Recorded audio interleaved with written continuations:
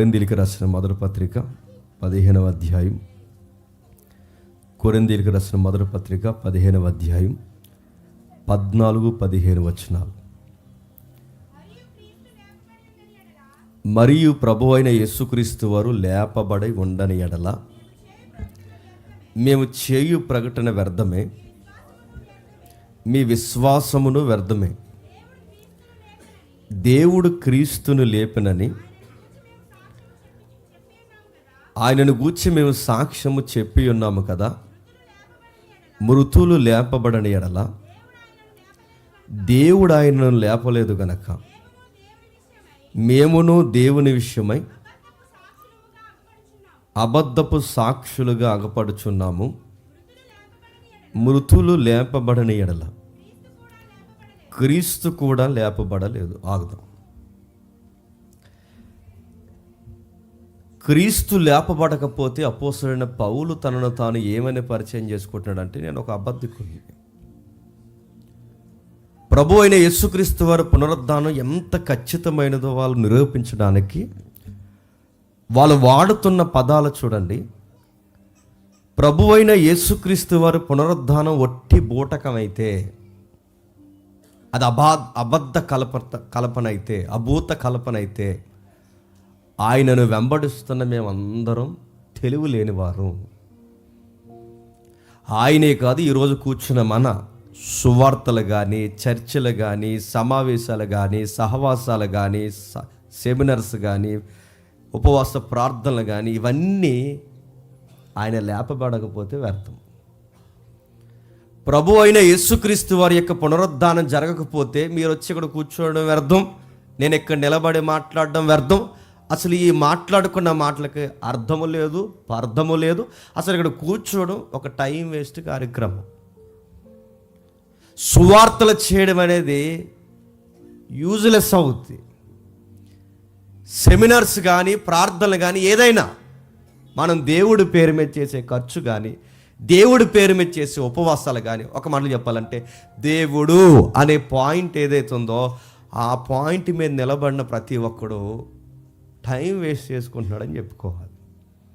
అందుకే పౌలు గారు అంటున్నారు, క్రీస్తు లేపబడకపోతే పునరుద్ధానమే అభూత కల్పన అయితే, అబద్ధమైతే, ఈ సువార్త దండయాత్రలు దేనికి? ఈ భారభరితమైన కార్యాలు దేనికి? ఈ సహవాసాలు దేనికి? ఇవన్నీ దేనికి? ఇదిగో యేసుక్రీస్తు వారి శరీరం లేపబడలేదు అని ఎప్పటికీ ఈరోజు కూడా 2000 సంవత్సరాలు అవుతుంది, ఎప్పటికీ యేసు ప్రభు లేపబడలేదని ఎవడైనా ఆయన చిటికిని ఏలి ఎముక తెచ్చినా రేపు నుంచి మన చర్చలు రావాల్సిన అవసరం లేదు. నేను సీరియస్గానే చెప్తున్నాను. ఈ రోజుకి లేదా ఇంకొక 2000 సంవత్సరాలు అయిపోయినా, లేదా మన జనరేషన్లో ఒక 2 ఏళ్ళు 3 ఏళ్ళ తర్వాత అయినా యేసు ప్రభు యొక్క చిటికిన వేలు ఎవడైనా తెచ్చిడుగో ఇది యేసు ప్రభు యొక్క శరీరంలో ఒక భాగం అని ఎవడైనా అంటే, చర్చిలు అనవసరం, సువార్తలు అనవసరం, ఈ బైబిల్ అనవసరం, ఇక్కడ కూర్చోవడమే వ్యర్థ ప్రయత్నం. మీరు అన్నీ మానేసి దేవుడు, భయము, భక్తి ఇవన్నీ మనం మానేసి కూర్చోని వ్యర్థ ప్రయత్నం అవుతుంది. మనం కూడా అందరిలాగే సినిమాలకు పోవచ్చు, మనం కూడా అందరిలాగే షికారులకు పోవచ్చు, మనం కూడా అందరిలాగే పనికిమాలిన పనిలో పాల్గొనవచ్చు, మనం కూడా నచ్చిన తిల్లు, నచ్చిన వ్యవహారం, నచ్చిన బట్టలు, నచ్చిన కల్చర్లోకి మనం ఇన్వాల్వ్ అయిపోవచ్చు. కానీ ఇవన్నీ మానేసి మనం బ్రతుకుతున్నామంటే ఆయన తిరిగి లేచాడు అని. ఆయన తిరిగి లేస్తే మనకేంటి, ఆయన తిరిగి లేకపోతే మనకేంటంటే, తిరిగి లేచాడన్నది ఒక లివింగ్ లైఫ్కి సంబంధించింది, గుర్తుపెట్టుకోండి. అంటే ఇది జీవం కాదా? ఈ జీవితం ఇప్పుడు జీవిస్తున్న ఈ జీవితం జీవం కాదంటే, ఈ జీవితమే జీవం. కాకపోతే మూలుగుతూ బతుకుతున్నాం. పాత సంవత్సరం పోయింది, కొత్త సంవత్సరం వచ్చింది. పాత సంవత్సరం పోయి కొత్త సంవత్సరం వచ్చింది. పాత సంవత్సరం పోయి కొత్త సంవత్సరం వస్తే ఏమైంది? మళ్ళీ అవే అవకతవకలు. కొంత సౌండ్ తగ్గించిందాం. మళ్ళీ అవే అవకతవకలు, అవే గొడవలు, అవే ఫ్యామిలీ ప్రాబ్లమ్స్, అవే వ్యవహారాలు, అవే అప్పులు, అవే తెప్పలు, అవే గొడవలు. సంవత్సరాలు మారితే ఒరిగేదేముంది? ఎంత పరిగెట్టినా, ఎంత దాచుకున్నా, ఎంత ఉద్యోగాలు చేసినా, ఎంత డబ్బులు సంపాదించినా, ఎంత అందలాలు కట్టి ఎన్ని ఎకరాలు కొన్నా నచ్చని మాట, గిట్టని మాట ఒకరోజు చచ్చిపోతాం. ఈ మాత్రం దానికి ఉద్యోగాలు దేనికి? ఈ మాత్రం దానికి పరిగెట్టడం దేనికి? ఈ మాత్రం దానికి సువార్తలు దేనికి?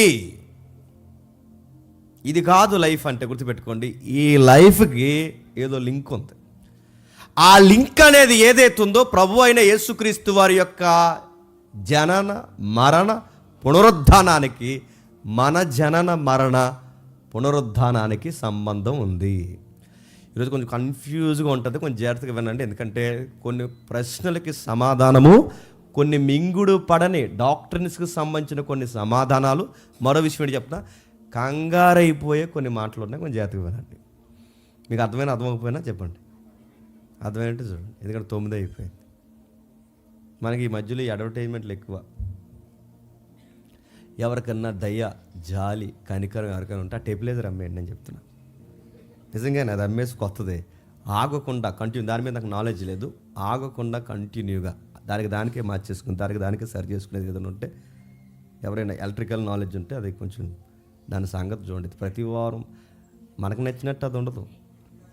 అది దానికి ఒక దండం ఈ కొత్త సంవత్సరం అమ్మబడిన దాన్ని. సరే, ఏం జరుగుతుంది?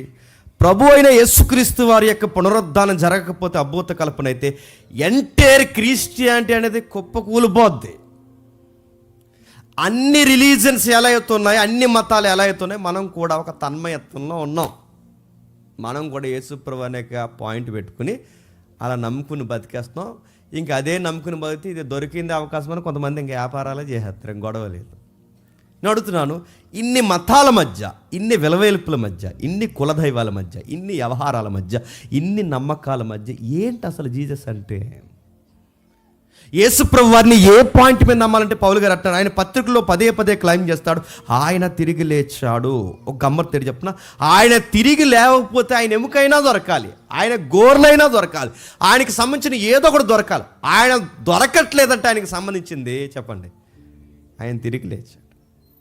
మరొక గమ్మత్తైన వివరణ ఏంటంటే, ఆయన తిరిగి లేచాడు అంటే ఆయనకు గుర్తేడు చెప్పిన, యేసు ప్రభు వారికి ముందున్న దావీదు సమాధి దొరికింది, యేసు ప్రభు వారికి ముందున్న అబ్రహాము సమాధి దొరికింది, యేసు ప్రభు వారికి ముందు కొన్ని పురాతనమైన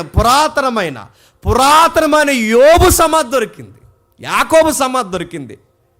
అటు ఇటుగా అదిగో ఆ మోసే సమాధి కూడా లెబనోను పర్వతాల్లోనే ఉందని ఈరోజు పురావస్తు శాస్త్రవేత్తలు కూడా అయి ఉండొచ్చు అని కూడా చెబుతున్నారు. అరే, పూర్వకాలం భక్తుల సమాధులు దొరుకుతున్నాయి, ఎవరెవరి సమాధులు దొరుకుతున్నాయి, ఎప్పుడెప్పుడు సమాధులు దొరుకుతున్నాయి. ఇంకా గుర్తేడు చెప్పిన అలెగ్జాండర్ సమాధి కూడా దొరికింది. గమ్మత్తడి చెప్పిన అపోస్తుల 12 మంది సమాధులు దొరికాయి. గమ్మత్తడి చెప్పిన ఇండియాలో తోమా సమాధి ఏలు కూడా దొరికింది.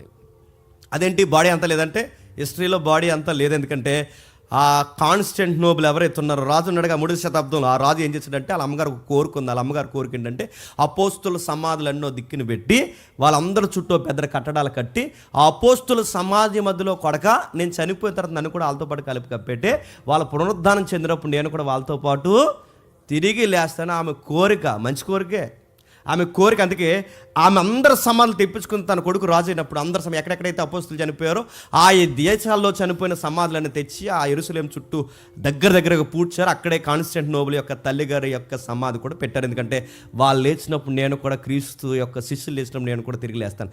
ఆ పట్టుకుపోతున్నప్పుడు బాడీ అంతా పట్టుకుపోయారు, కానీ ఏలు ఉండిపోయింది. ఎక్కడ? చెన్నైలో. ఈసారి వెళ్ళినప్పుడు చూడండి, మెరీనా బీచ్ కాకుండా సమాధి చూడండి. ఆ ఏలు ఉంటుంది, ఆ ఏలుకి సంబంధించిన ఆకారం ఏదైతే ఉందో దాన్ని పెడతారు. ఆ ఏలు ఒకటే మనకి జోగ్రఫికల్గా ఎవిడెన్స్ మిగిలింది అదే. అంటే తోమా సమాధి కూడా ఇండియాలో దొరికింది. 12 మంది సమాధులు దొరికాయి, అపోస్తుల సమాధులు దొరికాయి, ఆది సంఘం పెద్దల సమాధులు దొరికాయి. అన్నీ దొరుకుతున్నాయి, కానీ ఎవరి సమాధి దొరకట్లేదు చెప్పండి. క్షమించండి, ఎవరు బాడీ దొరకట్లేదు చెప్పండి. యేసుక్రీస్తు వారి బాడీ దొరకదు, దొరికే అవకాశం లేదు. ఒకవేళ రేపు పొద్దున్న ఈ పురావస్తు శాస్త్రవేత్తలు ఎవరైనా ఇది యేసు ప్రభు సమాధిలో దొరికిన ఆయన శరీరపు చిటికిన వేలు, ఇదిగో ఆ ఎముక అయిందే అంటే, నేను మళ్ళీ చెప్తున్నాను, ఆ రోజే మనం గుర్తుపెట్టుకోండి, అది నిరూపిస్తే, అది DNA ప్రకారం ఆయనదే అంటే అనరు, జరగదు, జరిగే అవకాశం లేదు. ఒకవేళ ఇచ్చిన స్టేట్మెంట్లు కూడా గొప్ప కూలిపోతాయి, కానీ జరగదు. గమ్మత్తు ఏంటంటే, ఒకవేళ అలాగే కనుక ప్రూవ్ చేస్తే మనం అబద్ధాన్ని నమ్ముతున్నామా? యేసుప్రభు చుట్టూ నీ స్టోరీస్ అన్నీ కల్పితమా? పౌలు చనిపోవడం అబద్ధమా? పేతురు చనిపోవడం అబద్ధమా? తోమా ఇండియా, ఈ తమిళనాడు, కేరళ ఏదైతే ఈ దెబ్బ మన తీర ప్రాంతం ఏదైతే ఉందో ఈ ప్రాంతంలో ఆయన చనిపోవడం అబద్ధమా? ఇవన్నీ ఈ శవాల గుట్టలన్నీ అబద్ధాలా?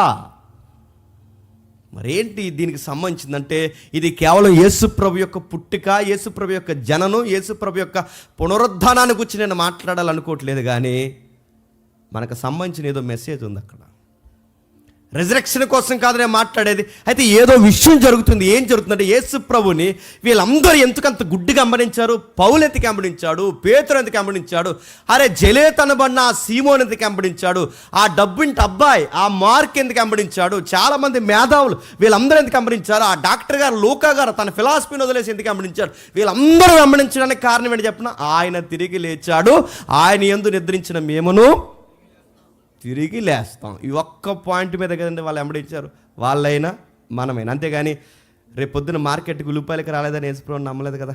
అది వీడియో తిరుగుతుంది, మీరు చూసారు లేదు. సీరియస్గా సాక్ష్యాల సమయం వచ్చింది, సంఘంలో సాక్ష్యాల సమయం వస్తే ఆ సాక్ష్యం ఇచ్చారు. ఆవిడ ఇలా మాట్లాడుతుంది, సాక్ష్యం పట్టుకుని రేపు నుంచి నేను యేసుప్రభుతో మాట్లాడినండి అంది. ఎందుకు మాట్లాడమంటే వాడు చెప్తుంది, ఉల్లిపాయలకి రాలేదు మార్కెట్కి రమ్మంటే అన్నది. ఎవరో ఇటు యేసుప్రభు ఉల్లిపాయలు కొనడానికి బెండకాయలు కొనడానికి పుట్టాడు ఈవిడ కోసం. అందుకే ఆయన చెప్పడం మర్చిపోయిందంట, తీసుకెళ్ళడం మర్చిపోయిందంట. యేసుప్రభు వారిని మార్కెట్కి రమ్మంటే మర్చిపోయింది, మరి కావాలని వదిలేస్తుందో. మొత్తం మీద ఆయన రాకపోయేసరికి ఆయన అన్నాడట పైనుంచి, నేను లేకుండా ఉల్లిపాయలు ఎలా కొంటావు నేను చూస్తాను అన్నాడట. ఎవరు? అందుకే ఇవాళ మార్కెట్లో ఉల్లిపాయలు దొరకలేదు, అయినా ఇది నీకు తగునా అంటుంది. ఎవరిని? అప్పుడు అనిపిస్తుంది నా రాజ్యం ఏంటి ఎలా అయిపోయింది.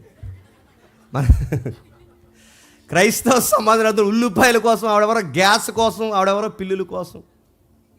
ఏంటని అడుగుతున్నాను. యేసుప్రభు అది కాదు, ఒక బిగ్ పిక్చర్ ఉంది. అసలు బైబుల్ ఎలాంటి చిన్న చిన్న విషయాలు, నేరో విషయాలు మాట్లాడేది. అసలు ఈ లైఫ్కి సంబంధించి మీరు మాట్లాడుకున్న మాటలు ఇది కాదు జీసస్ అంటే. ఆయన అర్థమయ్యే రీతిలో నీకు అర్థమైతే నీ మైండ్ ఒక్కసారి స్టక్ అవుతుంది. నీకు అర్థమయ్యే రీతిలో అర్థమైతే ఇదా క్రిస్టియానిటీ యొక్క ఫెయిత్, ఇదా అని నీకు అర్థమవుద్ది. నీకు గమ్మత్తుగా అనిపిస్తుంది, అరే ఇన్ని రోజులు మనం వింటున్నది అరే ఇది కాదా, అసలు ఒరిజినల్ గాస్పల్ అంటే ఇదా అని ఈరోజు రాత్రి నీకే అర్థం అవుద్ది. ఏముంది, ఒక్కసారి పెద్ద ఆయన పేతురు గారి దగ్గరికి వెళ్దాం. ఒకసారి రండి, పేతురు గారి గురించి మాట్లాడదాం. మత్తయి సువార్త 19వ అధ్యాయం, మత్తయి సువార్త 19వ అధ్యాయం 27వ వచనం. మత్తయి సువార్త 19వ అధ్యాయం 27వ వచనం.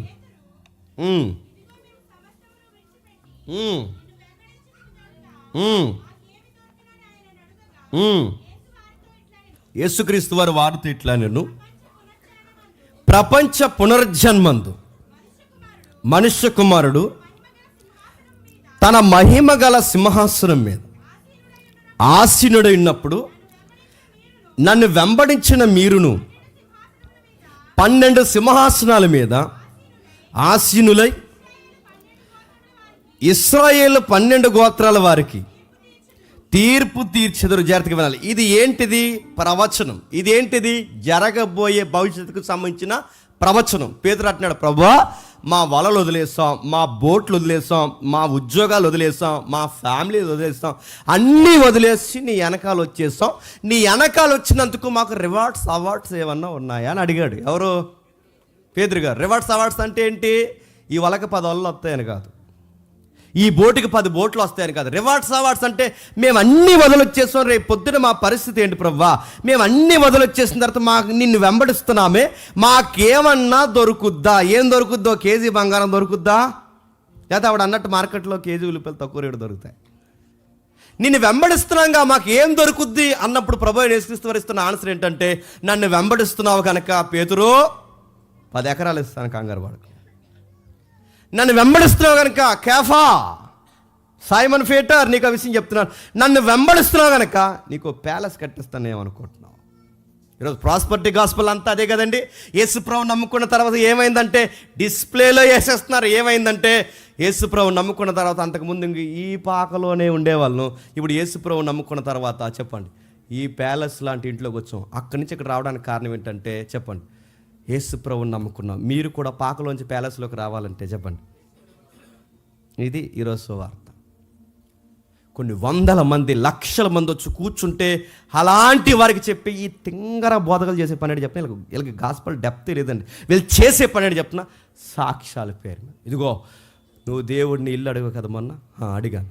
అడిగాను అయినా నా ప్రార్థనకి జవాబు రావట్లేదు అయ్యగారు అని. కానీ ఎందుకు రావట్లేదో తెలుసా కుమారుడా అన్నాడట. ఆ వాయిస్ అది ఎలా ఉంటుంది, మనకి వినేసినప్పుడు భయం వేస్తుంటుంది. ఎందుకు రావట్లేదు తెలుసా కుమారుడు, ఎందుకు రావట్లేదు? అవును అయ్యగారు ఎందుకు రావట్లేదంటే, పోయిన నెలలో ప్రార్థన చేస్తాం వచ్చిందా? రాలేదు. మొన్న నెలలో ప్రార్థన చేస్తాం వచ్చిందా? రాలేదు. మొన్న వారం కూడా ప్రార్థన చేస్తాం వచ్చిందా? రాలేదు. అదే రాలేదు.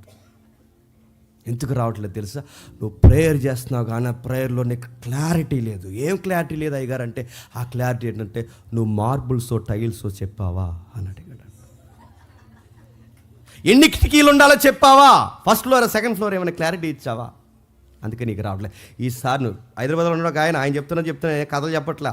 ఈసారి నువ్వు ఇలా రూట్లో వెళ్తున్నప్పుడు కుమారుడా కుమార్తె నీకు ఏ ఇల్లు నచ్చిందో ఆ ఇంటి దగ్గరికి పోయి ఆ గేటు మీద చెయ్యేసి నజరేయుడైన యేసు నామమున ఈ ఇల్లు నాదవును గాక అన్నాను. మరి ఇంట్లో ఉన్న ఏమైపోవాలండి? నడుతున్నా ఇలా నమ్మడం ఏంటి జీసస్ని? పేతురు కూడా నీలాగే నాలాగే అడిగాడు. ఏమని? ప్రభువా ప్రభువా ప్రభువా నిన్ను విషయం అడుగుతున్నావు, నిన్ను మేము అన్నీ వదిలేసి వెంబడిస్తున్నామే, మాకు ఏమన్నా దొరుకుద్దా అంటే అన్నాడు. ఎక్కడ కాదు కానీ ఒక విషయం చెప్తున్నాను. ప్రపంచ పునర్జన్మ పదం బాపట్టుకోండి. ప్రపంచ పునర్జన్మ ఉంది. ఆ ప్రపంచ పునర్జన్మలో 12 సింహాసనాలు ఉంటాయి. ఆ 12 సింహాసనాలలో మీ 12 మందికి 12 సింహాసనాలు, నీకు ఒక సింహాసనం ఇస్తా అన్నాడు. ఇప్పుడు చెప్పండి, ప్రపంచ పునర్జన్మలో 12 సింహాసనాలు ఉంటాయంటే ప్రపంచ పునర్జన్మ అంటే ఏంటంటే మనకు పునర్జన్మలు ఉన్నాయా? ముఖ్యాంశాలు మరోసారి, మనకి పునర్జన్మలు ఉన్నాయా? ఇప్పుడు నేను మంచి చేయకపోతే రేపు పిల్లిగానో కుక్కగానో పుడతానన్న ఆ పునర్జన్మకు సంబంధించిన పదమేనా? యేసుప్రభుని అడుగుతున్నారు, ఏంటి నెక్స్ట్ మా లైఫ్ ఏంటని అడిగితే, మాకు ఏం దొరుకుద్దని అడిగితే, ప్రపంచ పునర్జన్మ ఉంది, ప్రపంచానికి పునర్జన్మ ఉంది. ఆ పునర్జన్మలో నీకు సింహాసనం వేస్తా, అది మీద నువ్వు కూర్చుంటావు అన్నాడు. ఆ లైఫ్ కోసం ఆలోచించు. ఆ లైఫ్లో నీకంటే ఒక థ్రోన్, దాని మీద నువ్వు కూర్చుంటావు, పాలిస్తావు, జడ్జిమెంట్ చేస్తావు, నా కోసం నువ్వు ఉంటావు. ఇప్పుడు ప్రశ్న, ప్రపంచ పునర్జన్మ అంటే పునర్జన్మలు అనేవి చాలా ఉన్నాయి చుట్టూ, కథలో చాలా కథలు ఉన్నాయి. ఎలాంటి కథలు ఉన్నాయి? ఇప్పుడున్న ఏగల కథ ఒకప్పుడు మనుషులు, ఇప్పుడున్న దోమల కథ ఒకప్పుడు మనుషులు, వాళ్ళ ఫిలాసఫీ ప్రకారం. అంటే దీన్ని జన్మచక్రం అంటారంటే పుడతాడు, ఏదో ఒక జీవిగా పుడతాడు, మళ్ళీ పుడతాడు. అంటే క్రిస్టియానిటీ ఈ జన్మల యొక్క ఫిలాసఫీ రెండు ఒక్కటైతే నడుతాను, రెండు ఒక్కటైతే అది మాయ అయితే ఇది కూడా ఏమవుతుంది చెప్పండి? మాయ మతమే అవుద్ది. ఆ మాత్రం దానికి దీన్ని నమ్మడం దేనికి? మీరు బైబిల్ పట్టుకుని ఇక్కడ కూర్చోవడం దేనికి? ఈ మాత్రం దానికి నేను సీరియస్గా ఎంత గొంతు చెంచుకుని అరవడం దేనికి? ఈ పెట్టుబడులు దేనికి? ఈ వ్యవహారం దేనికి? నలుగురు చేత మాట్లాడిపించుకోవడం దేనికి? ఇంకెలాగో సచ్చి ఏగో దోమగా పుడితే గొడవ లేదుగా. ఆ ఏగలో పుట్టినప్పుడు మంచి పనులు చేద్దాం, ఏగ పనులు, అంతే కదా మరి. ఒకవేళ ప్రపంచ పునరుజ్జన్మ అంటే పునరుజ్జన్మలే ఉంటే, చాలాసార్లు అనుకున్న మాట, ఇప్పుడు ఏగలో దోమలో మళ్ళీ కుడితే దోమను ఏమనాలి? దోమను చంపకూడదు. మరి దోమను చంపకూడదు, దాన్ని ఏమనకూడదు. ఎందుకంటే తాతయ్య గారు ఇది మీకు మేనస్ అనిపించుకోదా అన్నారు ఎవరో దోమ. మరి గతంలో మరి ఎంత దారుణం కుట్టేస్తున్నారండి మీరు అలా కుట్టేస్తే ఎలాగా చంపేస్తాను ఏమనుకో, బ్యాట్ ఉంది రెడీగా మరి అనకూడదు. ఒకవేళ నువ్వు ఆ దోమను చంపితే ఏమవుతావు? అక్యూజ్డ్,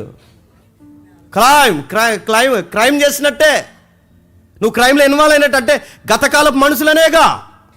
ఒకవేళ ఇదే నిజమైతే అంటే ఈ దోమలు ఏగలు ఇవేవైతున్నాయో, పందులు కుక్కలు ఒకప్పుడు మనుషులు అనుకుంటే, ఒక రచయిత ఉన్నాడు, ఆయన పేరు నాకు సరిగ్గా గుర్తులేదు, మన తెలుగు ఇండస్ట్రీకి సంబంధించిన ఆయన కూడా ఆ మతాల నుంచి వచ్చిన వాడే. ఆయన ఏమంటే ఇది నేను నమ్మనన్నాడు.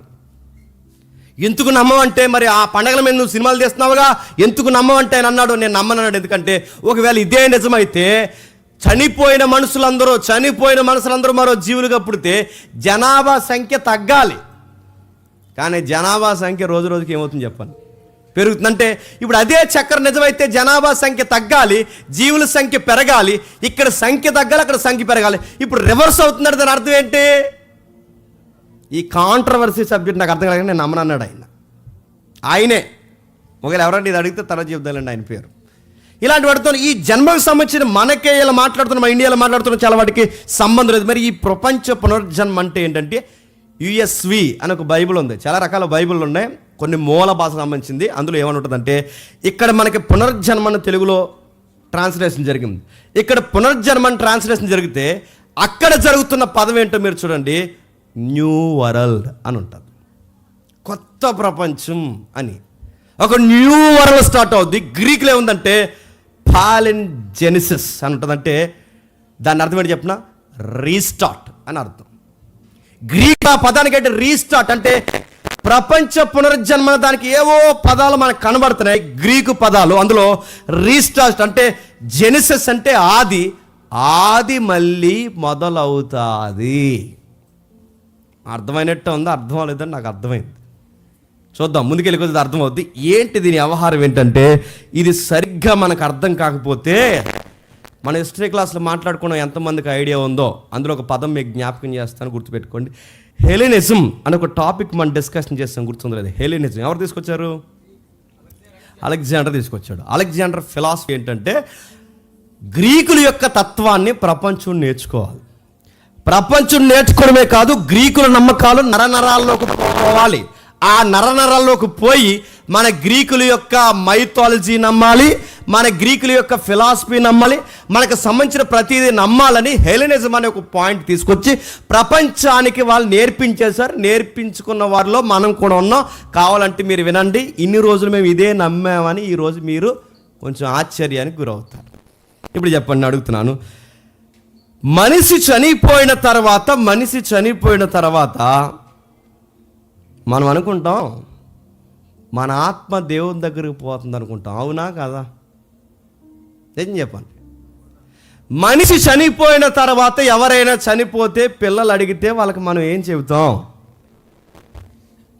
తాతయ్యేడమ్మా అని అడిగితే ఏం చెప్తాం? దేవుడి దగ్గరికి పోయాడు అంటాం. నేను జాతకు వెంట ఈ రోజు కానీ మీరు సరిగ్గా వినకపోతే నేను తప్పు చెప్పాను అనుకుంటారు. అమ్మమ్మ మీదమ్మా అని అడిగితే దేవుడి దగ్గరికి పోయిందిరా అని చెప్తాం. ప్రశ్న, ఆత్మలు దేవుడి దగ్గరికి పోతాయా? పోవని ఎలా చెప్తారు? రెఫరెన్స్ చెప్తాం. ఇంక పోవంటే పోం అంటే వీడు ఎలాగ సాగదీశారు కాబట్టి ఇంక నెక్స్ట్ ఆన్సర్ అదే అని మీరు జాగ్రత్తగా వింటే త్వరగా వెళ్ళిపోతారు, జాగ్రత్తగా వినకపోయినా త్వరగా వెళ్ళిపోతారు. జాగ్రత్తగా వినండి, ఏదో కన్ఫ్యూజ్ ఉంది. మనిషి చనిపోయిన తర్వాత ఏమవుతాడు? ఆత్మ దేవుని దగ్గర. ఎందుకు ఈ మాటలు అంటే, గ్రీకు ఫిలాసఫీలో దైవాత్మ ఉంది. గ్రీక్ ఫిలాసఫీ అక్కడక్కడ తిరుగుతారు, తెల్ల చీరలు కట్టుకుని కొంతమంది ఉన్నారు. మీకు పేర్లు చెప్పకూడదు ఎందుకంటే కొంచెం ఇబ్బంది అవుద్ది. వాళ్ళు కూడా సేమ్ నన్స్ లాగే ఉంటారు. అర్థమయ్యేలకు అర్థమవుతుంది. మన సిటీలో ఉన్నాయి, మనకి హాస్పిటల్గా ఆటో హాస్పిటల్ పేరు చెప్పకండి, పక్కన పెద్ద టెంపుల్ ఉంటుంది, మీరు చూడండి. అక్కడ మన బైపాస్ రోడ్ అంటే ఈ రోడ్డు పాత బైపాస్ రోడ్ అక్కడ ఉంటుంది, చూడండి. అదేలే వద్దని చెప్పాను కదా, ఎందుకు నన్ను లోన్ వేసేయడానికి నువ్వు అన్నీ. అక్కడ ఉంటుంది చూడండి, అక్కడ ఉన్న పెద్ద దేవాలయం ఉంటుంది చూడండి. వాళ్ళకి ఒక ఫిలాసఫీ ఉంది చూడండి. ఆ ఫిలాసఫీలో ఆడోళ్ళు మగోళ్ళు వాళ్ళు ప్లేన్ కలర్తో కొన్ని డ్రెస్ కోడ్ మెయింటైన్ చేస్తారు. వాళ్ళ ఫిలాసఫీలో సంబరాలు అంబరాలు జరిగినప్పుడు వయసులో ఉన్న అమ్మాయిలు లేదా నడి వయసులో ఉన్న స్త్రీలు, చాలామంది అబ్బాయిలు వాళ్ళన్నీ వదిలేసి, కుటుంబాన్ని వదిలేసి, అన్నీ వదిలేసి ఒక ఫిలాసఫీ చెప్తారు. ఆ ఫిలాసఫీలో కొన్ని బుక్స్ ఫ్రీగా ఇస్తారు. ఆ బుక్స్లో వాళ్ళు ఎప్పుడైనా వాళ్ళతో మాట్లాడండి, వాళ్ళన్నిటికీ ఒక ఫిలాసఫీ చెప్తారు. ఆ ఫిలాసఫీ ఏంటంటే, ఒక ఆత్మ ఉంటుంది, ఆ ఆత్మ పేరు పరమాత్మ, అంటే దేవుడు. ఆ పరమాత్మ నుండి కొన్ని రేఖలు ఎలా వస్తాయి అంటే, సూర్యుడిలో ఒక బింబంలా ఉంటాడు. ఆ బింబంలా ఉన్న ఆయనకి కొన్ని రేఖలు, సూర్యరేఖలు వస్తాయి, సూర్యకిరణాలు.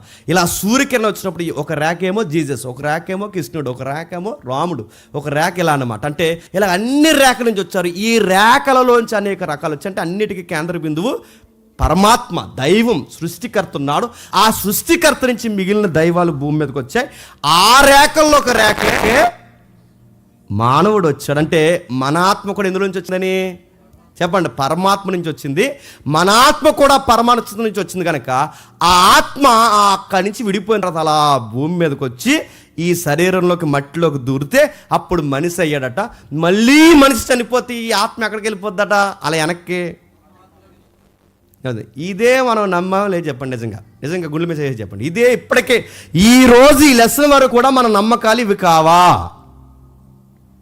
ఇది ఎవరు నేర్పించారు? ఇది మనుషుల ఆత్మలు మళ్ళీ దేవుని దగ్గరికి పోతాయి. మీకు డౌట్ రావచ్చు, మన్నైన దగ్గర వెళ్ళి మన్నయ్య దేవుని ఆత్మ దగ్గర, దేవుడి దగ్గరికి ఆత్మలు విందాం, అవన్నీ విందాం.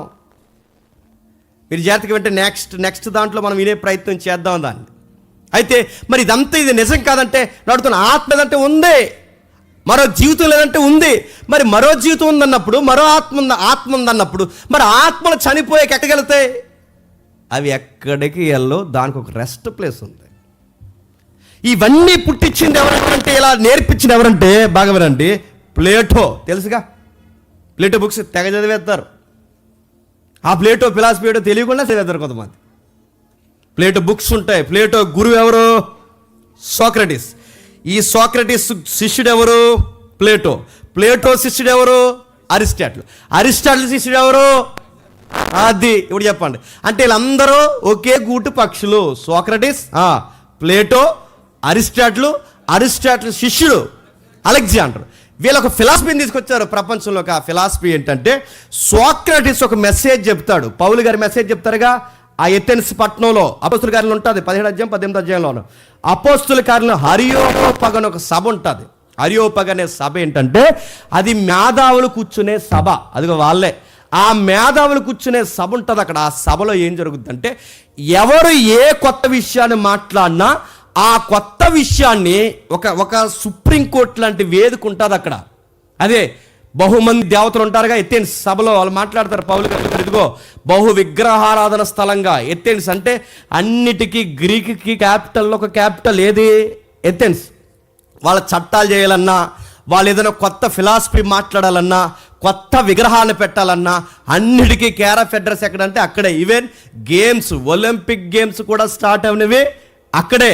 అక్కడ అన్నిటికీ నాంది పలికారు. మీరు కావాలంటే జీకే చదువుకోండి. ప్రపంచంలో పురాతనమైన రాజ్యాంగం ఏదన్నా ఉంది అంటే ఎథెన్స్ రాజ్యాంగం. మీరు కావాలంటే చెక్ చేసుకోండి.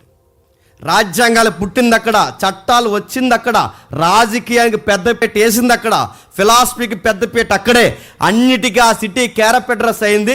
ఎవడొచ్చి మాట్లాడినా అక్కడ కొంతమంది మేధావులు ఉంటారు. ఆ మేధావులు వచ్చిన వాడితో డిస్కషన్ చేస్తారు. అందుకే ఆ ఈదులో పౌలు గారితో మాట్లాడుతారు. మీ ఇంటికి వెళ్తారు, చదవండి. ఆ పౌలు గారితో మాట్లాడుతూ, వదరబోతూ నువ్వు చెబుతున్నవి ఏంటో మాకు అర్థం కావట్లేదు, నెక్స్ట్ మనకు ఒక ప్లేస్ ఉందిగా, ఆ ప్లేస్ అరియోపగు సభ. అంటే నాకు ఒక కాన్ఫరెన్స్ హాల్ ఉందిగా, ఆ ఓపెన్ థియేటర్ ఒక రా, అక్కడ నిలబడు, అక్కడ జడ్జెస్ ఉంటారు, ఫిలాసఫీ తెలిసిన ఉంటారు, మతాల మీద అవగాహన ఉన్నారు ఉంటారు.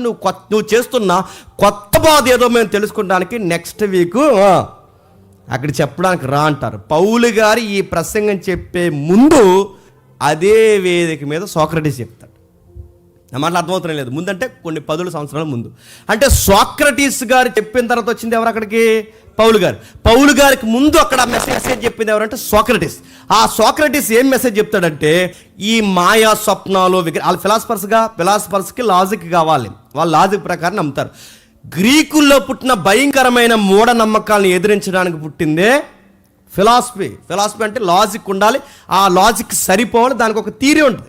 అంటే గ్రీకుల నమ్మకాలను ఎదిరించడానికి పుట్టుకొచ్చిందే ఫిలాసఫీ. అందులో ప్రారంభికుడు ఎవరు? చాలామంది ఉన్నారు. అందులో మనకు కనబడేది సోక్రటీస్. వచ్చి మెసేజ్ చెప్తాడు. ఇలాంటి వేదిక మీద నిలబడి అలా జడ్జిలు కూర్చుంటారు, స్త్రీలు, పురుషులు, మేధావులు అందరూ కొన్ని వందల వేల మంది అక్కడ కూర్చుంటే వాళ్ళందరి మధ్య నిలబడి సోక్రటీస్ మెసేజ్ చెప్తాడు. ఏమనంటే, ఈ విగ్రహాలను మొక్కడం, వీటికి బలులు అర్పించడం, ఈ దేవుళ్ళు దేవతలు ఇవన్నీ వట్టి అభూత కల్పన, ఇలాంటివి నమ్మాల్సిన అవసరం లేదని అన్ని పాయింట్స్ మీద ఒక పాయింట్ రేజ్ చేస్తే వాళ్ళ మనోభావాలు దెబ్బతింటాయి. ఎవరికి? ఎథెన్స్ ప్రజలకి, గ్రీకు ప్రజలకి. వాళ్ళకి మనోభావాలు దెబ్బతిని ఏం చేస్తారంటే, నువ్వు మన నమ్మకాలని, మన యొక్క పరిస్థితుల్ని, మన సంస్కృతిని, మన హెలెనిజాన్ని నువ్వు కాదంటున్నావు అంటే అప్పుడు ప్రారంభ ఇత్తనాలు వేస్తున్నాయి అన్నమాట. మన సిద్ధాంతాన్ని కాదంటున్నావు, మన గ్రీకుల మేధాశక్తిని నువ్వు ఎదిరించే ప్రయత్నం చేస్తున్నావు. మన నమ్మకాలకు నువ్వే గండి కొడితే, మన పౌరుడివై ఉండి మన సంస్కృతిని, మన కల్చర్ని నువ్వు అంగీకరించకపోతే ఎట్లా అని చెప్పి, ఇదిగో ఈ ఏతిక మీద ఎవడైనా మా మనోభావాలకు వ్యతిరేకంగా మాట్లాడితే వాడు బతకడానికి వీల్లేదని చెప్పి ఆ రోజుల్లో కత్తి చేత పొడవకుండా, సుత్తు చేత కొట్టకుండా, ఎలాంటి దెబ్బలు కొట్టకుండా ఆ మాట్లాడుతున్న ప్రసంగికుడికి గ్రేప్ జ్యూస్లో విషం కలిపి ఇచ్చేస్తారు. అదే జరుగుతుంది చూడండి. ఆ గ్రేప్ జ్యూస్లో విషం కల్పిస్తారో, తేళ్ళు, పాములు విషం కలిపి ఆ ఫిలాసఫర్ ఎవరైతే ఉన్నారో సోక్రటీస్ పంపితే ఆయన కూడా చాలా సీరియస్గా తీసుకుంటే, నా ప్రజలు నా మాటే వెళ్ళలేనప్పుడు, నా ఫిలాసఫీ నా ప్రజలకు అర్థం కాకపోతే ఇక ప్రపంచానికి నేను చెప్పేది ఏముంది? మూఢనమ్మకాలు వద్దురా, లాజికల్గా బ్రతకండి అని నేను చెప్తుంటే నాకే విషం ఇచ్చారంటే ఇలా ఇవ్వండి, ఆ విషం తాగి చచ్చిపోతానని చెప్పి ఆయన విషం తాగుతాడు. సరిగ్గా విషం తాగినప్పుడు వీళ్ళందరూ సంకలు గుద్దుకుంటారు. ఎవరో శత్రువులు అందరూ సంకలు గుద్దుకుని చచ్చిపోతున్నాడు సోక్రటీస్ అనుకున్నప్పుడు సరిగ్గా టైంలో కొన్ని ప్రసంగాలు పుట్టుకొస్తాయి. ఆ ప్రసంగాలలో ఒక ప్రసంగం ప్లేటో ప్రసంగం. ఆ ప్రసంగం ఏంటంటే, రే మీరు చంపుతున్నది సోక్రటీస్ శరీరాన్ని చంపుతున్నారు కానీ ఆత్మను చంపలేకపోతున్నారా. సోక్రటీస్ ఆత్మ సృష్టికర్త దగ్గరికి వెళ్ళిపోద్రా, మీరు చంపుతున్న శరీరము ఈ మట్టిలో మట్టి అయిపోతుందిరా. మీరు ఈ మట్టిలో శరీరం వ్యర్థము, చెప్పండి, శరీరం వ్యర్థము, ఆత్మే ప్రయోజనము, శరీరంతో పని లేదు. ఇప్పుడు సోక్రటీస్ని చంపుతున్న మీరు రేపు పొద్దున మీరు కూడా చనిపోతారు. కాబట్టి మీరు కూడా చనిపోయిన తర్వాత మీరు కూడా శవాలు అయిపోతారు. ఆత్మ ప్రాముఖ్యమైనది తప్ప, చెప్పండి, ఈ శరీరం ప్రాముఖ్యమైనది కాదు. అయినా ఈ శరీరం మంచిది కాదు. ఈ శరీరంలో ఉన్నంతకాలం ఉద్యోగాలతో గొడవ, అనారోగ్యాలతో గొడవ, ఫ్యామిలీతో గొడవ, సమస్యలతో గొడవలు, ఎన్నో గొడవలు. దీనన్నిటికీ మనిషికి ఆ సంవత్సరం బాగాలేనివి ఈ సంవత్సరం చక్కబెట్టుకున్నా నెక్స్ట్ ఇయర్ మళ్ళీ ప్రాబ్లం వస్తుంది. ఈ సంవత్సరం బాగా తీసుకున్నా మళ్ళీ నెక్స్ట్ ఇయర్ ఏదో ఒక ప్రాబ్లం. ఈ శరీరం ఉన్నంతకాలం ఈ మానవుడికి ఏదో ఒక సమస్య వస్తుంది కనుక ఈ శరీరంలో ఎంత చక్కదిద్దుకున్నా కుటుంబ సమస్యలు, ఉద్యోగ సమస్యలు, స్నేహితుల సమస్యలు, అనారోగ్య సమస్యలు, ఆర్థిక సమస్యలు, ఏదో ఒక సమస్యలు మమ్మల్ని వెంటాడుతున్నాయి కనుక ఆ సమస్యల నుంచి విడుదల రావాలి అంటే దీని నుంచి ఒకటి బయటకు వచ్చేయాలి. దాని పేరు చెప్పండి, ఆత్మ. అలాంటి విడుదల మా గురువుకి మీరు ఇస్తున్నారు. కాబట్టి మీరు శరీరాన్ని నశింపజేయడానికి ఆయన చంపేస్తున్నారు. శరీరంతో బయటకు వస్తే ఆయనకి విడుదల వచ్చేసినట్టే. అంటే శరీరంలో ఆత్మ ఎలా ఉందంటే అరెస్ట్ చేయబడినట్టుంది. అది బయటకు వచ్చేస్తుంది. ఇదే డ్యూయలిజం. అది బయటకు వచ్చేస్తుంది. అది బయటకు వచ్చిన తర్వాత శరీరం ఎక్కడ ఉండిపోతుంది, ఆత్మ స్వేచ్ఛగా దేవుని సన్నిధిలో అనుభవించడానికి వెళ్ళిపోతుందని ఇలాంటి ప్రసంగం చేసింది ఎవరంటే ప్లేటో. ఇప్పుడు చెప్పండి, ముఖ్యాంశాలు ఏంటి చెప్పినా, మీరు విన్నది ఇప్పటివరకు మీరు విన్నది క్రిస్టియన్ మెసేజ్ కాదు, ప్లేటో మెసేజ్. అంటే ఇప్పటి వరకు మీరు నమ్ముతున్నది ఎవరి మెసేజ్ అన్నమాట. ముఖ్యాంశాలు మరోసారి చెప్పండి. ఆత్మ అలా వెళ్ళిపోయి శరీరం ఇక్కడ ఉండిపోయి సుఖం ఆత్మలోనే ఉంది తప్ప శరీరంలో లేదన్న ఈ ఫిలాసఫీ చెప్పింది ఎవరన్నమాట, ప్లేటో. నడుతున్నాను. ఎక్కడైనా జీసస్ ఇలాంటి మెసేజ్లు చెప్పాడా? శరీరం వ్యర్థము, ఆత్మే ప్రయోజనం అని ఎక్కడన్నా చెప్పాడా? కాస్త బైబిల్ చదివే వరకు ఒక రెఫరెన్స్ స్ట్రైక్ అవుద్ది. యోహాను సువార్త 6వ అధ్యాయం 63 వచ్చింది, చదవండి ఒకసారి. యోహాను సువార్త 6వ అధ్యాయం. ఆత్మయే జీవింపచేయుచున్నది, శరీరము కేవలం నిష్ప్రయోజనము. నేను మీతో చెప్పి ఉన్న మాటలు ఆత్మయు జీవమునై ఉన్నవి. ఇప్పుడు చెప్పండి, ఆత్మే జీవింపజేయుచున్నది, శరీరం నిష్ప్రయోజనం. కానీ ఇప్పటివరకు మనం ఎన్న ఫిలాసఫీ ప్రకారం యేసుక్రీస్తు వారు కూడా అవే మాటలు మాట్లాడుతున్నట్టు అనిపిస్తుందా లేదా? అర్థమైపోతే ఇంకేమనిపిస్తుంది అనుకోండి, గొడవ లేదు. ఇప్పటివరకు ప్లేటో ఏం చెప్పాడు? ఆత్మే ప్రాముఖ్యమైనది, శరీరం నిష్ప్రయోజనం. ఇప్పుడు యేసుప్రభువు వారు కూడా పబ్లిక్తో మాట్లాడుతున్నప్పుడు ఏమంటున్నారు? ఆత్మే ప్రయోజనమైనది, చెప్పండి, శరీరం నిష్ప్రయోజనం. అంటే ఇప్పుడు గ్రీకుల ఫిలాసఫీ ఏమన్నా యేసుక్రీస్తు వారు వీళ్ళు అంటున్నట్టు కాపీ కొట్టాడా? మీరు టెన్షన్ అయిపోయినా టెన్షన్ పెట్టకండి, అడుగుతున్నాను. అప్పుడప్పుడు కొంతమంది వాగుతున్నారు. ఏమని వాగుతున్నారంటే, యేసుప్రభు చిన్నప్పుడు ఐగుప్తికి పారిపోయాడు. ఐగుప్తికి ఎందుకు పారిపోయాడంటే ఐగుప్తిలో మంత్రాలు నేర్చుకుని వచ్చి ఆ మంత్రాలు యెరూషలేములో చేస్తే శిష్యులు ఆ మంత్రాలు నమ్మి దేవుడు అన్నారట. ఆ మంత్రాలు ఏంటో చెప్పరు మరి. మళ్ళీ మీకు అర్థమవుతుంది లేదో, మంత్రాలు నేర్చుకుని వచ్చేసారట. ఈ మాట్లాడడం చిన్న చిన్నోళ్ళు కాదు, గుర్తుపెట్టుకోండి. యేసుప్రభు వారి బోధలన్నీ గ్రీకు బోధలే కాపీ కొట్టారట. ఇవన్నీ అంటున్న చిన్నోళ్ళు ఏం కాదు, ఏతువాదులు, నాస్తికులు అని చెప్పుకుని చరిత్రను అటు ఇటు కలిపే చదివేసి ఏమీ తెలియని వారిని బెదిరించేస్తున్నారే. మన తెలుగు రాష్ట్రాల్లో కూడా తయారయ్యారు. వాళ్ళు అంటున్న మాటలు ఇవి. వాళ్ళు అంటున్న మాట చూడండి. ఇప్పుడు యేసుప్రభు వారు కూడా గ్రీకుల బోధ ఏమని చెప్పాడా? ఒకవేళ ఆయన గ్రీకుల బోధ చెబితే యేసుప్రభు టైంలోకి ఎలినిజం అనేది అంత ప్రభావితంగా పనిచేస్తుంది కనుక ఆయన కూడా అలెగ్జాండర్ యొక్క ప్రభావంలోకి ఏమన్నా వచ్చేసాడా? ఒకవేళ ఆయన కూడా అలాంటి బోధ చేస్తే ఆయన దేవుడు కాదు, ఎవరు చెప్పండి? మానవుడే. ఒక మానవుడి నమ్మకాలు ఆయన మదిలో పుట్టింది, మనం నమ్మొచ్చా? మరి మాట చెప్పనా, ఆయన చెప్పిన సంగతులు పూర్తిగా నిజమైన అయి ఉండాలి. ఒక ఆయన అంటాడు క్లైమ్ చేస్తూ, ఆయన చెప్పిన సంగతులు పూర్తిగా నిజమైన అయి ఉండాలి, లేదా ఆయన చెప్పిన సంగతులు అబద్ధమైతే, ఈ మాట నేను అంటాను, దేవుడు నన్ను క్షమించగాక, ఆయన పిచ్చోడన్నా అయి ఉండాలి. ఒకటి ఆయన అయితే పిచ్చోడైనా అయి ఉండాలి, లేదు ఒకవేళ ఆయన వాస్తవం అయితే ఆయన చెప్పిన సంగతి ఖచ్చితమైన ఆధారాలతో రుజువేయాలి. ఇప్పుడు ఆయన చెప్పిన సంగతులు ఇప్పుడు గ్రీకు బోధనకి ఏమైనా మ్యాచ్ అవుతున్నాయా? కాదు. మరి అదే ఎలా చెప్పగలంటే అక్కడ కాంటెక్స్ట్ ఎప్పుడు ఏ సందర్భాన్ని మనం చదివితే కాంటెక్స్ట్ మిస్ అవ్వకూడదు. అక్కడ కాంటెక్స్ట్ ఏంటి మీ ఇంటికి వెళ్ళిన తర్వాత చదవండి. కాంటెక్స్ట్ ఏంటంటే అక్కడ యేసుప్రభువు ఒక ప్రసంగం చెప్తారు. ఏమని? మీ పితరులు మన్నా తిన్నారు, మీ పితరులు మన్నా తిన్నారు, మీ పితరులు జీవజలాలు తాగారు, అయినను చనిపోయారు. మీ పితరులు మన్నా తిన్న చనిపోయారు, కానీ నా యందు విశ్వాసం ఉంచి నా శరీరాన్ని తిన్నవాడు ఎప్పటికీ చనిపోడు అనగానే వీళ్ళు అంటారు వెనకాల నుంచి, ఇదేంటి ఆయన శరీరాన్ని తినమంటాడు, ఆయన చేయి తింటే ఊరుకుంటాడు ఏంటి, ఆయన ఏళ్ళు తినేస్తాం ఊరుకుంటాడరా, ఆయన కాళ్ళు తినేస్తాం ఊరుకుంటారు ఏట్రా, శరీరాలు అన్నీ ఇలా కఠినమైన బాధలు చెప్తారు. శరీరాన్ని అంతా ఏట్రా ఈయన ఎక్కడ తిరిగి వచ్చారు అంటున్నారు. ఎవరినే? శరీరాన్ని తినమని, నా శరీరాన్ని తిని నా రక్తాన్ని తాగిన వాడే నాతో నిబంధన కలిగిన వాడే నిత్యం జీవిస్తాను ఈయన ప్రసంగం చెప్తే వెనకాల ఉండేవాటారంటే శరీరాన్ని తినమంటాడేంటి, రక్తాన్ని తాగమంటాడేంటి, ధర్మాంస భక్షకుల్లా మాట్లాడతాడేంటి, ఆయన శరీరాన్ని ఎలా తింటాం, ఆయన రక్తాన్ని ఎలా తింటాం, ఇలాంటి మాట్లాడతాడు. ఇలాంటి ప్రసంగాలు ఎందుకు అన్ని ఇలాంటి కఠినమైన ప్రసంగాలు చెప్తారని చెప్పి ఆ ప్రసంగానికి 70 మంది వెనక్కిపోయారండి తెలుసా. మెసేజ్ అర్థమవుగా. అలా టైంలో యేసుప్రభువు వారు అంటారు ఏమనంటే, నా శరీరం తిన్న రక్తాన్ని తాగిన వాడే ఇదిగో నాకు జీవం కలిగిన వాడు, నాతో పాటు జీవపాలు పొందుతాడంటే ఆ టైంలో ఆయన అంటాడు శరీరము నిష్ప్రయోజనము, ఆత్మ అంటే మీరు శరీరాన్ని తింటానంటున్నారే, నా శరీరాన్ని తింటే చెప్పండి అర్థమైపోవాలి, నా శరీరాన్ని తింటే నిష్ప్రయోజనం. నా శరీరాన్ని తినమని చెప్పట్లేదురా మీకు ఏం చెప్తున్నానంటే నా శరీరం తింటే నిష్ప్రయోజనం. మీరు తినాల్సిందేంటి? నా మాటలు మీరు శారీరకంగా చూస్తున్నారు తప్ప మీకు ఆత్మీయంగా అర్థం కావట్లేదు. నేను చెప్తున్నది ఏంటంటే నా మాటల ఆత్మయు జీవమునై ఉన్నవి, నా మాటల ఆత్మ జీవమై ఉన్నది, ఆ జీవమైన ఆత్మ జీవింపజేస్తా తప్ప చెప్పండి ఈ శరీరాన్ని తింటే నిష్ప్రయోజనం. ఇప్పుడు చెప్పండి, శరీరాన్ని తింటే నిష్ప్రయోజనం అని చెప్పాడా, శరీరమే నిష్ప్రయోజనం అని చెప్పాడా? మీకు అర్థమైనా అర్థమైపోయినా చెప్పండి, అర్థమైనట్టే బాగానే చెప్తున్నారమ్మ సామెత. మీకు అర్థమవుతున్నాడు. ఆయన శరీరం నిష్ప్రయోజనం అని చెప్తున్నాడా, శరీరం తింటే నిష్ప్రయోజనం అని చెప్తున్నాడా? ఇప్పుడు చెప్పండి, ఆయన శరీరం నిష్ప్రయోజనం అని చెప్పకపోతే ఈయన గ్రీకు బోధలకి ఏమాత్రం చెప్పండి సపోర్ట్ చేయలేదు. ఆ బోధలకు ఆయన వ్యతిరేకం. గ్రీకు బోధలు ఏంటి? శరీరం పూర్తిగా వ్యర్థము, ఆత్మే ప్రాముఖ్యమైనది.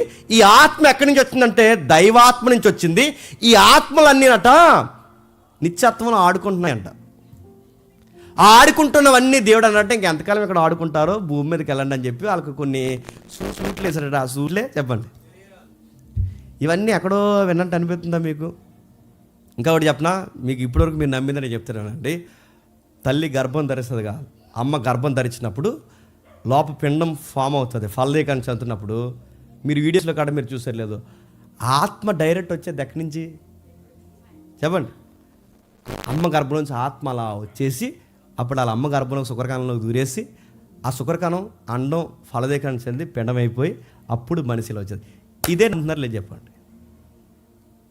ఇదంతా ఎవడు చెప్పాడు ఈ ప్రపంచానికంటే నేను చెప్తున్నాను, సోక్రటీస్ శిష్యు చెప్పారు. ఎవరు? ప్లేటో. అదిగో చూడండి, అదే ఎలా వచ్చేది చూడండి, పిండంలోకి అలా ఆత్మ వచ్చేది. ఈయన ఏం చెప్పింది కదండో, తోకున్న ఆత్మ అది ఆత్మలో వచ్చేది అనమాట. దీన్నే డ్యూయలిజం అంటారు. దీన్ని అక్కడి నుంచి వచ్చిందంటే ఆత్మ పరమాత్మ నుంచి వచ్చేసి ఆ ఆత్మ అమ్మ గర్భంలో దూరితే మనిషి అయ్యాడట. ఈ మనుషులు దైవాత్మ నుంచి విడిపోయి వచ్చారట. అంటే మనం అందరం దైవాత్మ నుంచి వస్తే ఏంటి, రాకపోతే ఏంటి, ఈ తతంగం అంతా మాకెందుకు ఎంత టైం చెప్తున్నాను మీరు అనుకుంటున్నారేమో. ఆ క్లారిటీ లేకపోతే మనం డైరెక్ట్ దేవుడి నుంచి వచ్చిన మనం అయితే మనం కూడా ఏమవుతాం? అది నా పాటి మీకు అర్థమవుతుంది లేదో. మనం కూడా దేవుడి నుంచి వచ్చిన అయితే మనం ఏమవుతాం? చిన్న దేవుళ్ళు అవుతుంటే ఆయన పెద్ద సృష్టికర్త చెప్పండి, మనం చిన్న. అందుకే మనుషులను తనితే చాలామంది ఎందుకు దానం పెడతారు? అయ్యని ఎందుకు అంటారు అనుకున్నారు? దేవుని తన్నేమని, గొప్ప దేవుడే దేవుని అనేసి. నన్ను ఎన్ని అలవాట్లు ఎక్కడవి, ఈ నమ్మకాలు ఎక్కడవి? హెలినిజం అంటారు దాన్ని. గ్రీకులు ఈ ప్రపంచానికి అలవాటు చేశారు. ఇవి నమ్ముతున్నారు జనాలు, ఇలాంటివి బాగా నమ్ముతున్నారు. క్రైస్తవ ఫిలాసఫీ ప్రసంగాల్లో కూడా ఈ మూలాలు చొచ్చుకుపోయాయి కనుకే ప్రసంగాల్లో కూడా జ్ఞాపకార్థ కుడుకులు పెట్టినట్టు ఏమంటారు తెలుసా? మీ ప్రియుడు ఎవరైతున్నారో దేవుడి సన్నిధిలో చెప్పండి విశ్రాంతి పొందుతున్నాడు. ఎలా వచ్చాడు మళ్ళీ చెప్పండి. అలాగే పోటీ ఇంకా ఆయన ఎప్పటికీ రాడు, మనమే చెప్పండి. వెళ్ళవలసిన వారుగా ఉన్నాం. ఇది క్రైస్తవ ప్రసంగం నేను చెప్తాను. ఎవరి ప్రసంగం చెప్పండి? అది గ్రీకుల ప్రసంగం. గుర్తుపెట్టుకోండి. మనం కూడా ఏమనుకున్నాం అంటే వెనకలేసి మట్టి వేసి, అవును ప్రభువా మేము కూడా ఎప్పటికైనా చెప్పండి రావాల్సిన వారమే, మాకన్నా ముందు మా సహోదరుడిని సంతకి చేరుకున్నాడు, తర్వాత మేము కూడా వచ్చాం. ఇవన్నీ మనం అలవాటుగా మాట్లాడుతున్నామా లేదా? జీసస్ని ప్రభువు నమ్ముకున్నాం అనుకున్నాం కానీ మనం నమ్మేమని అడి చెప్పిన గ్రీకు సిద్ధాంతాలే నమ్ముతున్నాం. అందుకే వాళ్ళు బోధించారు ప్రపంచానికి. సరిగ్గా ఈ టైంలో పౌలు గారు సరిగ్గా ఈ టైంలో అపోస్తులకు ఎదురయ్యాయి ఈ సిద్ధాంతాలు. ఏ సిద్ధాంతాలు? గ్రీకు సిద్ధాంతాలు ఎప్పుడైతే ఎదురయ్యో, ఈ ప్లేటో సిద్ధాంతం, సోక్రటిస్ సిద్ధాంతం, హెలెనిజం వాళ్ళకి ఎదురై ఈ డ్యూయలిజం ఎప్పుడైతే హైలైట్ అయిపోయిందో, ఆ డ్యూయలిజం కాస్త ఆ రోజు ఏమైందంటే నాస్టిజం అంటారు దాన్ని. మీరు చదవండి తర్వాత నాస్టిజం అంటారు. ఆ నాస్టిజం కోసమే తిమోతికి రాస్తాడు, ఆ నాస్టిజం కోసమే యోహాను పత్రిక రాస్తాడు. ఆ నాస్టిజాన్ని వ్యతిరేకించడానికే యోహాను సువార్త రాశాడు. వాళ్ళకి ఆ రోజులో పెద్ద తలపోటు సిద్ధాంతం అయిపోయింది. ఏ సిద్ధాంతం? ఈ గ్రీకుల సిద్ధాంతం. ఆత్మ అక్కడి నుంచి వచ్చింది, మళ్ళీ వెళ్ళిపోద్ది, శరీరం వేస్ట్, ఈ శరీరాన్ని నమ్మకండి, ఈ లోకంలో మంచిది ఏమీ లేదు, ఈ లోకంలో అంతా చెడ్డది, అంతా పరలోకంలో ఉంది, ఆ లోకానికి మనం పోవాలి, ఇక ఈ లోకం వేస్ట్, ఈ భూమి వేస్ట్, ఈ సూర్యుడు వేస్ట్, ఇదంతా వేస్ట్, ఈ బతికే వేస్ట్, అసలు ఈ శరీరం వేస్ట్. అందుకే దీనికి ఎక్కువ పెట్టుబడులు పెట్టకండి, దీన్ని ఎక్కువ అలంకరించకండి, దీనికి ఎక్కువ స్నానాలు చేయకండి. స్నానం కూడా చేయరంట, స్నానాలు కూడా చేయకండి, దీన్ని ఏం పెద్ద అలంకరించకండి, దీన్ని అంత మెయింటైన్ చేయకండి. ఈ బోధలంతా చేసింది ఎవరు చెప్పనా? కాబట్టి ఆత్మకి పవిత్రంగా ఉండాలి అంటే ఆత్మను పాడు చేసేది ఎవరు? ఈ శరీరం పాడు చేస్తున్నారు. దీన్ని లొంగదీయండి. దీన్ని ఎలా లొంగదీస్తారంటే దానికి ఉప్పు కారం పెట్టకండి అన్నారు. దేనికి? అదే మీరు 4వ అధ్యాయం చదువుతారుగా, మొదటి పత్రికలో కొన్ని తినొద్దు, కొన్ని ముట్టొద్దు, కొన్ని చూడొద్దు, ఇవన్నీ దేనికి సంబంధించింది? శరీరాన్ని లొంగదీయండి. దీన్ని లొంగదీస్తేనే ఆత్మ మాట ఉంటుంది. కాబట్టి మరి ఏం చేస్తారంటే దీన్ని ఎక్కువ పోషించకండి, దీనికి ఎక్కువ అన్నం పెట్టకండి అనగానే అన్నం తినడం మానేశారు కొంతమంది. ఇప్పటికి ఇలాంటివి నమ్మే వాళ్ళు ఉన్నారు లేదు చెప్పండి? ఈ మాట అంటే తప్పుగా అనుకోకండి. క్రైస్తవులు అయిన తర్వాత కొంతమంది భార్య భర్తలు కలిసిపోవడం కూడా తప్పనే బుద్ధిహీనమైన ప్రసంగాలు చేసే వాళ్ళు ఉన్నారని మీరు నమ్మగలరా? మరో మాట చెప్తున్నాను వినండి. కొన్ని తింటే నరకానికి పోతామని నమ్మే వాళ్ళు క్రైస్తవులు కూడా ఉన్నారని చెప్తే నమ్మగలరా? తిమోతికి చెప్తున్నదిగా, కొన్ని ముట్టొద్దు, కొన్ని తాకొద్దు, కొన్ని చూడొద్దు, ఇవన్నీ ఆ మాటలు దేనికి సంబంధించి? నాస్టిజం, గ్రీకుల నుంచి వచ్చిన నాస్టిజం. నాస్టిజం అంటే ఆత్మ వేరు, శరీరం వేరు. శరీరానికి మనం ఇంపార్టెంట్ ఇవ్వకూడదు. దేనికి ఇంపార్టెంట్ ఇవ్వాలి? అందుకే చాలామంది ప్రసంగాలు ఏం చేస్తారు చెప్పనా? ఈ శరీరం మీద మీరు మోజు పెట్టుకోకండి, కట్టెగా మిగిలిపోద్దే చెప్పండి. ఇంకెవరైనా అడగండి. కట్టెగా మిగిలిపోద్ది. బయట నుంచి ప్రసంగాలు, అన్నిల ప్రసంగాలు చెప్తున్నాను నేను. కట్టెగా మిగిలిపోద్ది. మనం చూడాల్సింది ఈ కట్టెనే కాదు చెప్పండి, ఈ కట్టెనే నడిపిస్తున్నాను చెప్పండి ఆత్మకి. అందుకే మనం ఏ స్వరూపం అంటే పరమాత్మను స్వరూపం, పరమాత్మను స్వరూపం. మన వాళ్ళు చాలామంది ఇది కాపీ కొట్టి రెఫరెన్స్ తగిలించారు వాటికి. ఇందుకు ఈ గొడవ ఏంటి, ఈ తతంగం ఏంటి, ఇవన్నీ కరెక్ట్ కాకపోతే దీన్ని ఏమంటారంటే, అందుకే నేను జాగ్రత్తగా కొన్ని వచనాలు తీసిన త్వరగా ముగిస్తాను. దీన్నే ఈ శరీరంలో మనిషి ఆత్మ అంటే దైవాత్మ ఉండిపోయింది కనుక ఇది బయటికి రావాలి. దీన్ని బయటికి రావడానికి వాడిన పదమే మోక్షం అంటారు. మోక్షం అంటే ఏంటి? ఈ చెడ్డ శరీరంలో ఉండిపోయాం, ఈ చెడ్డ శరీరంలో ఉండిపోయిన మనం బయటికి రావాలి. అలా బయటికి రావడానికి ఏం చేస్తారంటే మోక్షం అంట. మోక్షం అంటే ఏంటి? ఎక్కడి నుంచి వచ్చామో చెప్పండి, అక్కడికి పోవడమే మోక్షం. ఇప్పుడు చెప్తున్నాను, క్రిస్టియానిటీ కూడా ఇదే చెబితే ఇది మనం నమ్మాల్సిన అవసరం ఉందా? దీన్ని పౌలు ఎదుర్కొన్నాడు. ఏమన్నాడంటే కేవలం ఆత్మే ప్రయోజనకరమైనదైతే, ఆత్మే ప్రాముఖ్యమైనదైతే, పునరుద్ధానానికి అంత ఇంపార్టెంట్ లేకపోతే మేము చేయు సువార్త చెప్పండి వ్యర్థమే. క్రీస్తు లేపబడకపోతే అంటే గ్రీకులు కూడా యేసుప్రభు నమ్మారు. కొంతమంది గ్రీకులు యేసుప్రభు నమ్మారు. ఆ నమ్ములో ఏం చెప్పారంటే, అరే యేసుప్రభు చనిపోలేదు, ఆయన శరీరాన్ని మాత్రమే సిలివేశారు, ఆ శరీరం లేచిన ఒకటే లేకపోయినా ఒకటే, అది లేకపోయినా పెద్ద ప్రాబ్లం ఏమీ లేదు, యేసుప్రభు ఆయన ఇంకా లివింగ్లో ఉన్నాడు, ఆయన జీవిస్తూనే ఉన్నాడు, ఆయన ఆత్మగా ఉన్నాడు, ఇదిగో ఇక్కడ రావాల్సిన అవసరం లేదు, ఆయన శరీరం లెగిస్తే లేకపోతే అని క్రైస్తవ్యాన్ని నమ్మిన గ్రీకులు కొంతమంది క్రైస్తవ్యానికి ఈ కొత్త రంగు కూడా పూసేశారు. అలాంటి టైంలో ఈ బోధనలు ఎదుర్కొంటున్నారు ఎవరు? పౌలు గారు. ఎదుర్కొన్నప్పుడు పౌలు గారు ఏమంటున్నారంటే, పునరుద్ధానం లేకపోతే మేము చేయి సువార్త వ్యర్థం, పునరుద్ధానం లేకపోతే మేము చేయ ప్రకటన వ్యర్థం. అసలు ఆత్మే ప్రాముఖ్యమైనదైతే, శరీరం వ్యర్థమైతే మన యేసుప్రభు నెంబడిస్తున్న గ్రీకు బోధలు నమ్మితే వ్యర్థం. మరి ఏంటి ఆత్మల గొడవ ఏంటంటే, నేను త్వరగా ముగిస్తాను. ఒక్కసారి ఎబ్రీలో ఆత్మకు ఏమైనా పదం వాడారంటే నెఫాస్ అంటారు దాన్ని. గ్రీకులో దాన్ని ఏమంటారంటే సుఖీ అంటారు. కనబడుతుందా? దొరికిందా? ఓకే. ఇబ్రిలో దాన్ని నెఫాస్ అంటారు. నెఫాస్ అంటే ఆత్మ. గ్రీకులో సుఖీ అంటారు. సుఖీ అంటే ఆత్మ. ఈ రెండు పదాలకి ఆత్మ వాడారు.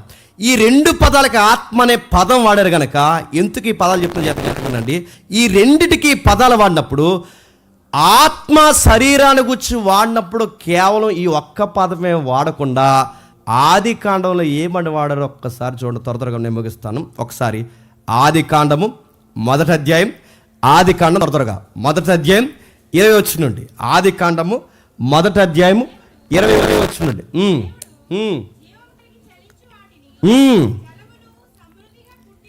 జీవము కలిగి చలించి వాటిని, ఆ రిఫరెన్స్ ఉందా? అది ఆది కాండనా? జీవము కలిగి చలించి వాటిని ఏమంటారంటే, బాగా వినండి, హేమ నెఫీస్ ఇవే సౌండ్ల దగ్గరకు ఉంటాయి. హేమ నెఫాస్ అంటే లివింగ్ క్రీచర్స్, అంటే జీవము కలిగి చలించేవి. ఇప్పుడు చెప్పండి, మొట్టమొదటి జీవులను తయారు చేస్తున్నప్పుడు దేవుడు వాడుతున్న పదం ఏంటంటే నెఫాస్. అంటే నెఫాస్ అనే దానికి నెఫాస్ అంటే శరీరము, చెప్పండి, ఆత్మ. శరీరము ఆత్మ కలిపిన దాన్ని లివింగ్ క్రీచర్ అన్నారంటే జీవం కలిగి జీవించే జీవుల్ని, చెప్పండి, నెఫాస్ లివింగ్ క్రీచర్స్. అంటే ఈ రెండు అంటే ఒక ఉనికి కలిగిన జీవి అనాలంటే శరీరం ఒక్కటే కాదు, ఏముండాలి?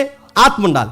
ఆత్మ ఒక్కటే కాదు, చెప్పండి, శరీరం ఉండాలి. ఈ రెండింటిని కలిపితేనే లివింగ్ క్రియేచర్, జీవం కలిగి జీవించే జీవి.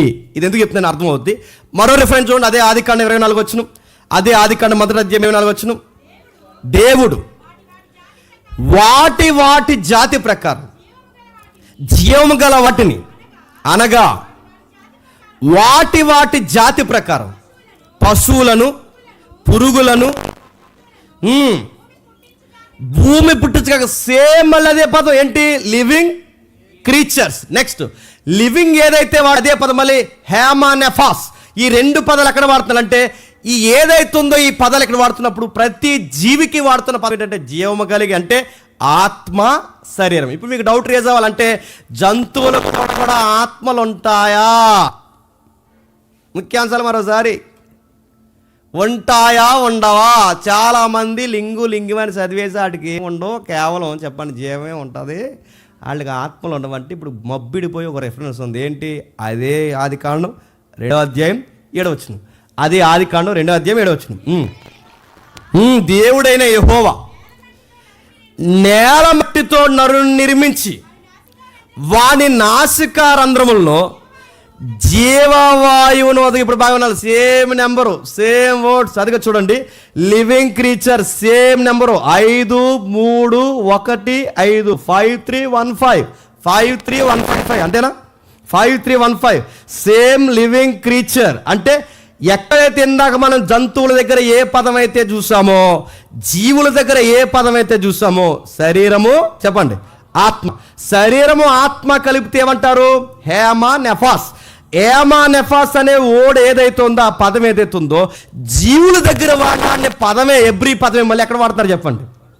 మనిషి దగ్గర కూడా వాడతారు. అంటే ఇప్పుడు మనిషి, చెప్పండి, జీవుల నిర్మాణము, చెప్పండి, ఒకేలా జరిగింది. వాటికి ఆత్మలు ఉన్నాయి, చెప్పండి, వాటికి శరీరాలు ఉన్నాయి.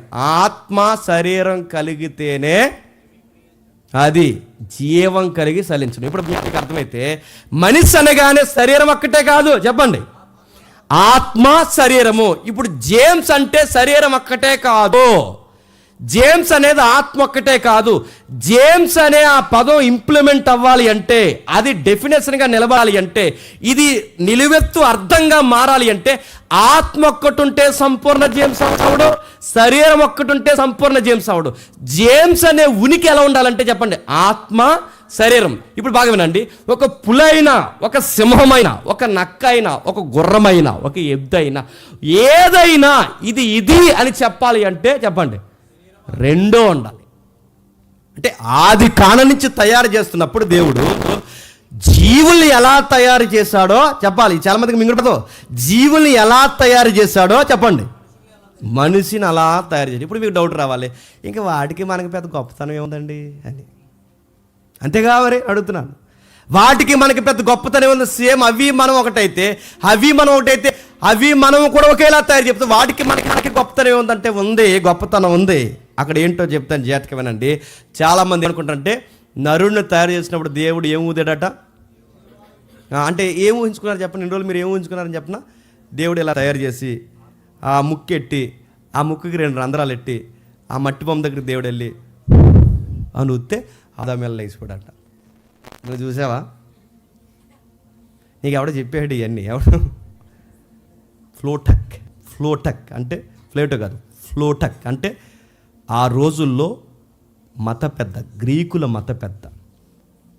ఆయన బాగా దీని ప్రచారంలో తీసుకున్నాడు. ప్లేటో చెప్పాడు, దాన్ని రికార్డెడ్గా చెప్పడం మొదలుపెట్టాడు. దాన్ని పబ్లిక్లోకి బాగా తీసుకెళ్ళింది ఫ్లోటక్ అని ఒక యాజకుడు, అన్య యాజకుడు దీన్ని తెర మీద తీసుకొచ్చాడు. అది క్రైస్తవులు కూడా నమ్మారు ఆ రోజుల్లో. దాన్ని ఎదుర్కొన్నారు ఎవరు? అపోస్తులు. చెప్పండి, పౌలు గారు, వీళ్ళందరూ అది తప్పని ఎదిరించడం మొదలుపెట్టారు. అందుకే వాళ్ళు ఏమనుకుంటారంటే మనిషి ఆత్మ ఎలా వచ్చిందంటే, ఇప్పుడు దేవుడు ఊపిరి ఊదిడిగా పని ఊస్తే ఇప్పుడు దేవుడిలో నుంచి ఊపిరి వచ్చింది కనుక మన ఆత్మ ఎక్కడి నుంచి వచ్చినట్టు అంటే ఇప్పుడు దేవుళ్ళలోంచి, అంటే ఇప్పుడు ఆదాము ఆత్మ ఎక్కడి నుంచి వచ్చింది? పని ఊస్తే దేవుళ్ళ నుంచి వచ్చింది కనుక ఇప్పుడు దేవుళ్ళలోంచి ఆదాము వచ్చాడు కనుక ఆదాము కూడా ఏంటి? ఇది రైటా? దేవుడు ఊపిరి ఊదగా అన్న దగ్గర ఏమంటే చెప్తా, రుహక్ అని ఉంటుంది. రుహక్ అంటే ఎవరు చెప్పిన? పరిశుద్ధాత్ముడు అని అర్థం. ఆదామును తయారు చేస్తున్నప్పుడు మీరు అనుకున్నట్టు పని ఊదడని కాదు, అక్కడ దేవుడు ఊపిరి అంటే పని కాదు. దేవుడు ఊపిరి అంటే అదిగో చూడండి, రుహక్ అంటే ఏంటో తెలుసా? దేవుని ఆత్మ. హెబ్రీ పదానికి దేవుని ఆత్మ అంటే ఆదాము నిర్మించినప్పుడు ఆదాము జీవం కలిగలేవడానికి ఎవరు పనిచేస్తున్నారు అక్కడ?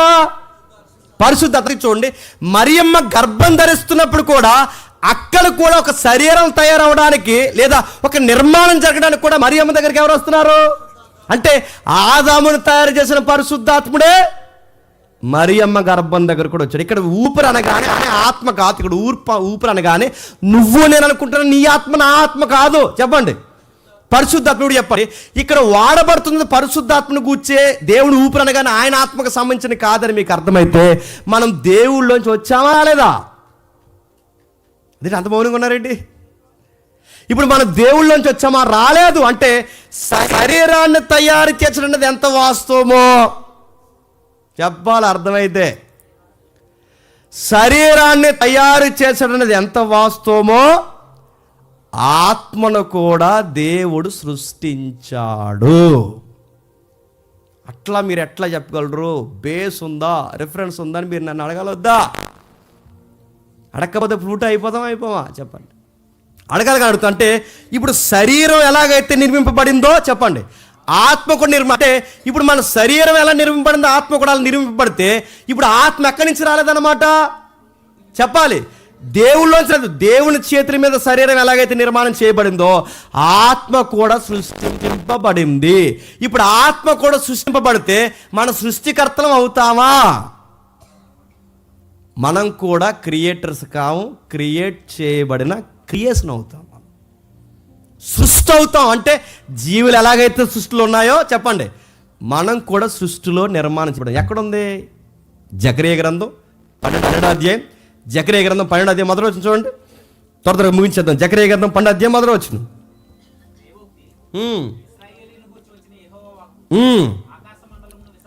ఆకాశ మండమును విశాలపరిచి భూమికి పునాది వేసి మనుషుల అంతరంగంలో చెప్పండి, మనుషుల అంతరంగంలో ఏం సృష్టించి? ఇప్పుడు చెప్పండి, జీవాత్మను సృష్టించి. ఇప్పుడు చెప్పండి, ఆత్మను కూడా సృష్టిస్తాడా?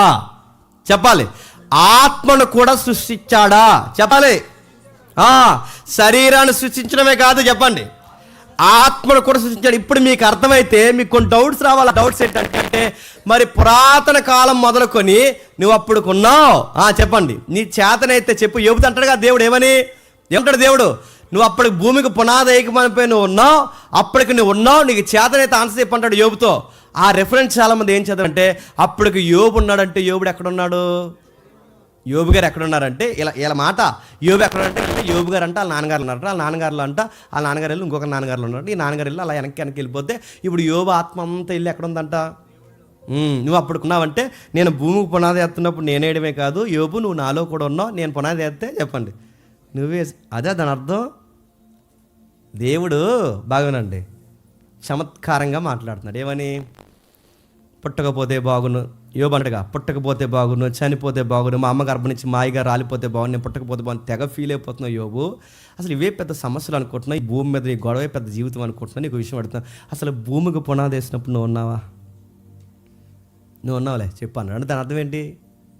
ఉన్నావని కాదు, లేవని. తాతకి అప్పుడప్పుడు తాత దగ్గరికి వెళ్ళి అన్నారట, దొగ్గడు తాతయ్య, చెప్పండి, దొగ్గాలని చెప్పారట. ఎవరు? అలా దొగ్గోడు తాతయ్య, ఇలా చేయగోడు తాతయ్య, ఇలా ఉండకూడదు తాతయ్య అంటే తాతయ్య ఏమంటాడు చెప్పండి. అవును లేరు, నువ్వు నాకన్నా ముందు పుట్టావు, నాకు అన్నీ చెప్తా. అంటే దాని అర్థం ఏంటి? పుట్టాడనా? దాని అర్థం ఏంటి? నువ్వు తాతకే పాఠాలు చెప్తున్నావని.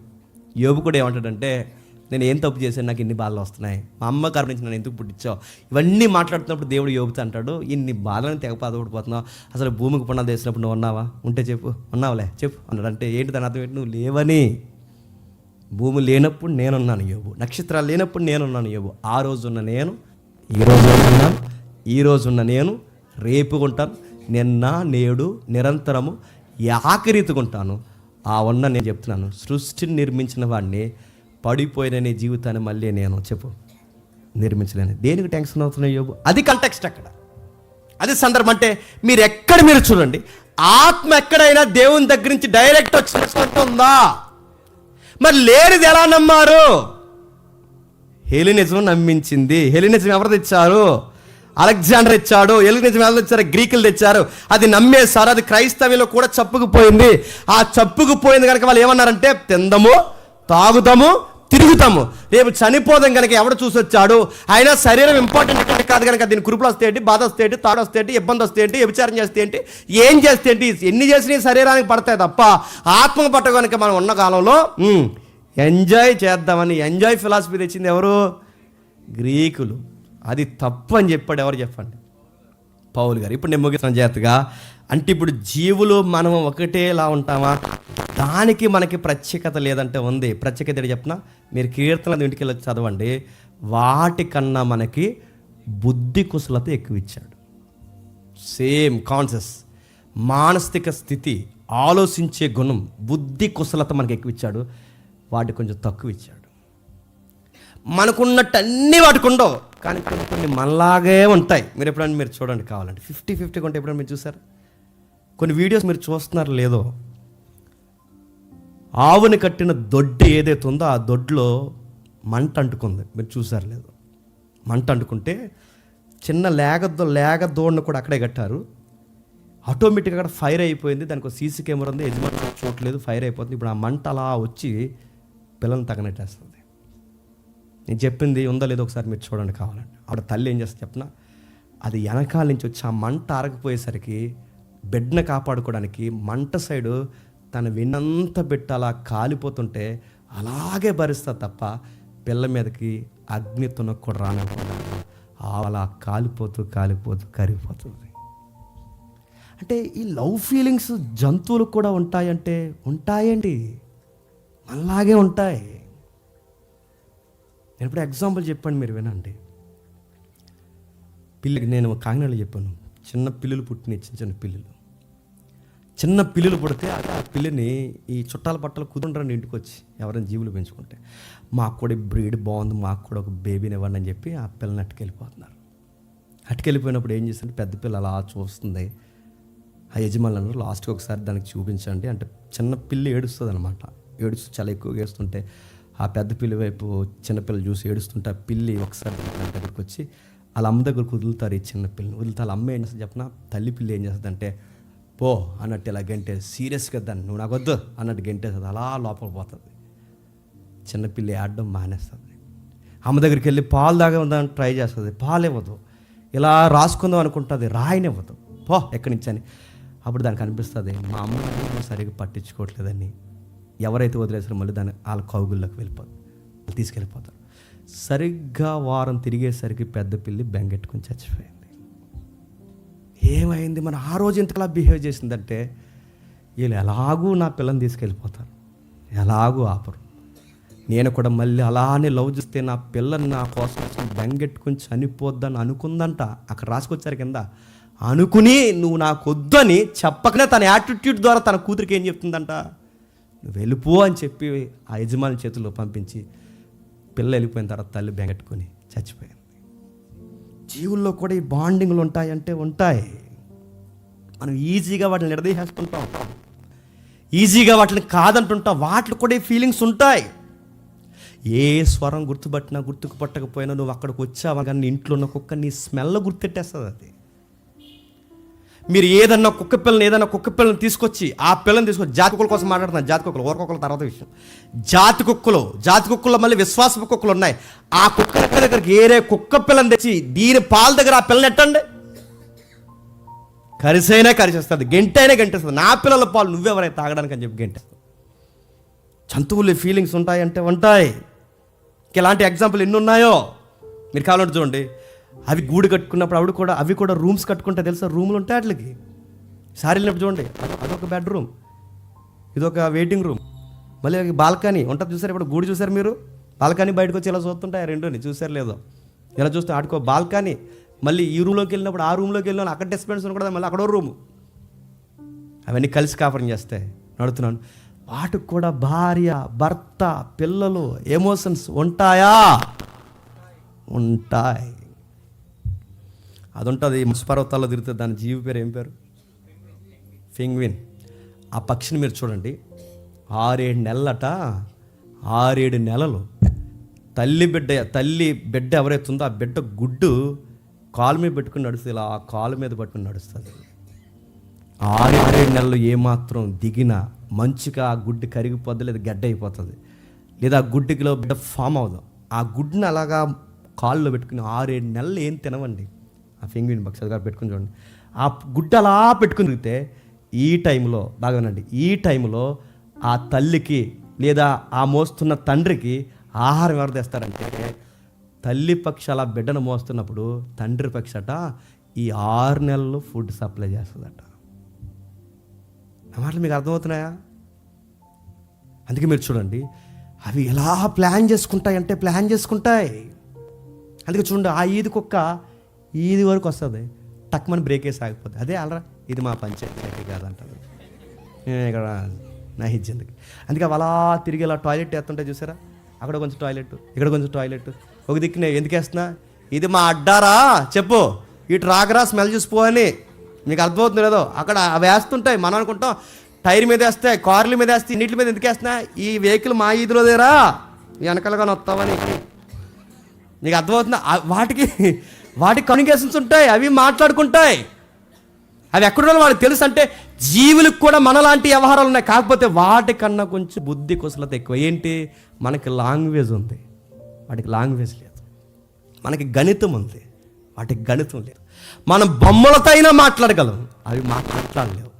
మన నిర్ణయాలు తీయగలం, కట్టడాలు కట్టగలం, ఇవన్నీ మనం చేయగలం. అంటే వాటికి మనకి తేడా ఎక్కడంటే, కొంచెం ఆలోచించే కాన్సెప్ట్ ఏదైతే ఉందో, మంచి ఏంటో చెడేంటో వీటి విషయాల్లో మనకి న్యాయపరమైన బుద్ధిని మనకు పెట్టాడు. వాటికి అది లేదు, గుర్తుపెట్టుకోండి. వాటికి లవ్ ఉంది, చూసుకునే తత్వం ఉంది, కానీ ఇది తప్పు ఒప్పు వావి వరుసలు వాటికి లేవు. కానీ మనకేమన్నా ఉన్నాయి, ఇవన్నీ ఉన్నాయి. ఇప్పుడు చెప్పండి, దేవుడు లెక్కడిగితే నేను ఏమడుతుంది చెప్తున్నావు, రే నీకు ఇన్ని బుద్ధి కుశలత ఇచ్చాను, నీకు వివేచన ఇచ్చాను, నీకు జ్ఞానం ఇచ్చాను, కాన్సెప్ట్స్ ఇచ్చాను, నేను ఇచ్చిన తర్వాత ఈ పని ఎందుకు చేసావరా? జంతువు చేస్తే ఈ పని అడగను, కానీ నువ్వు చేస్తున్నావు.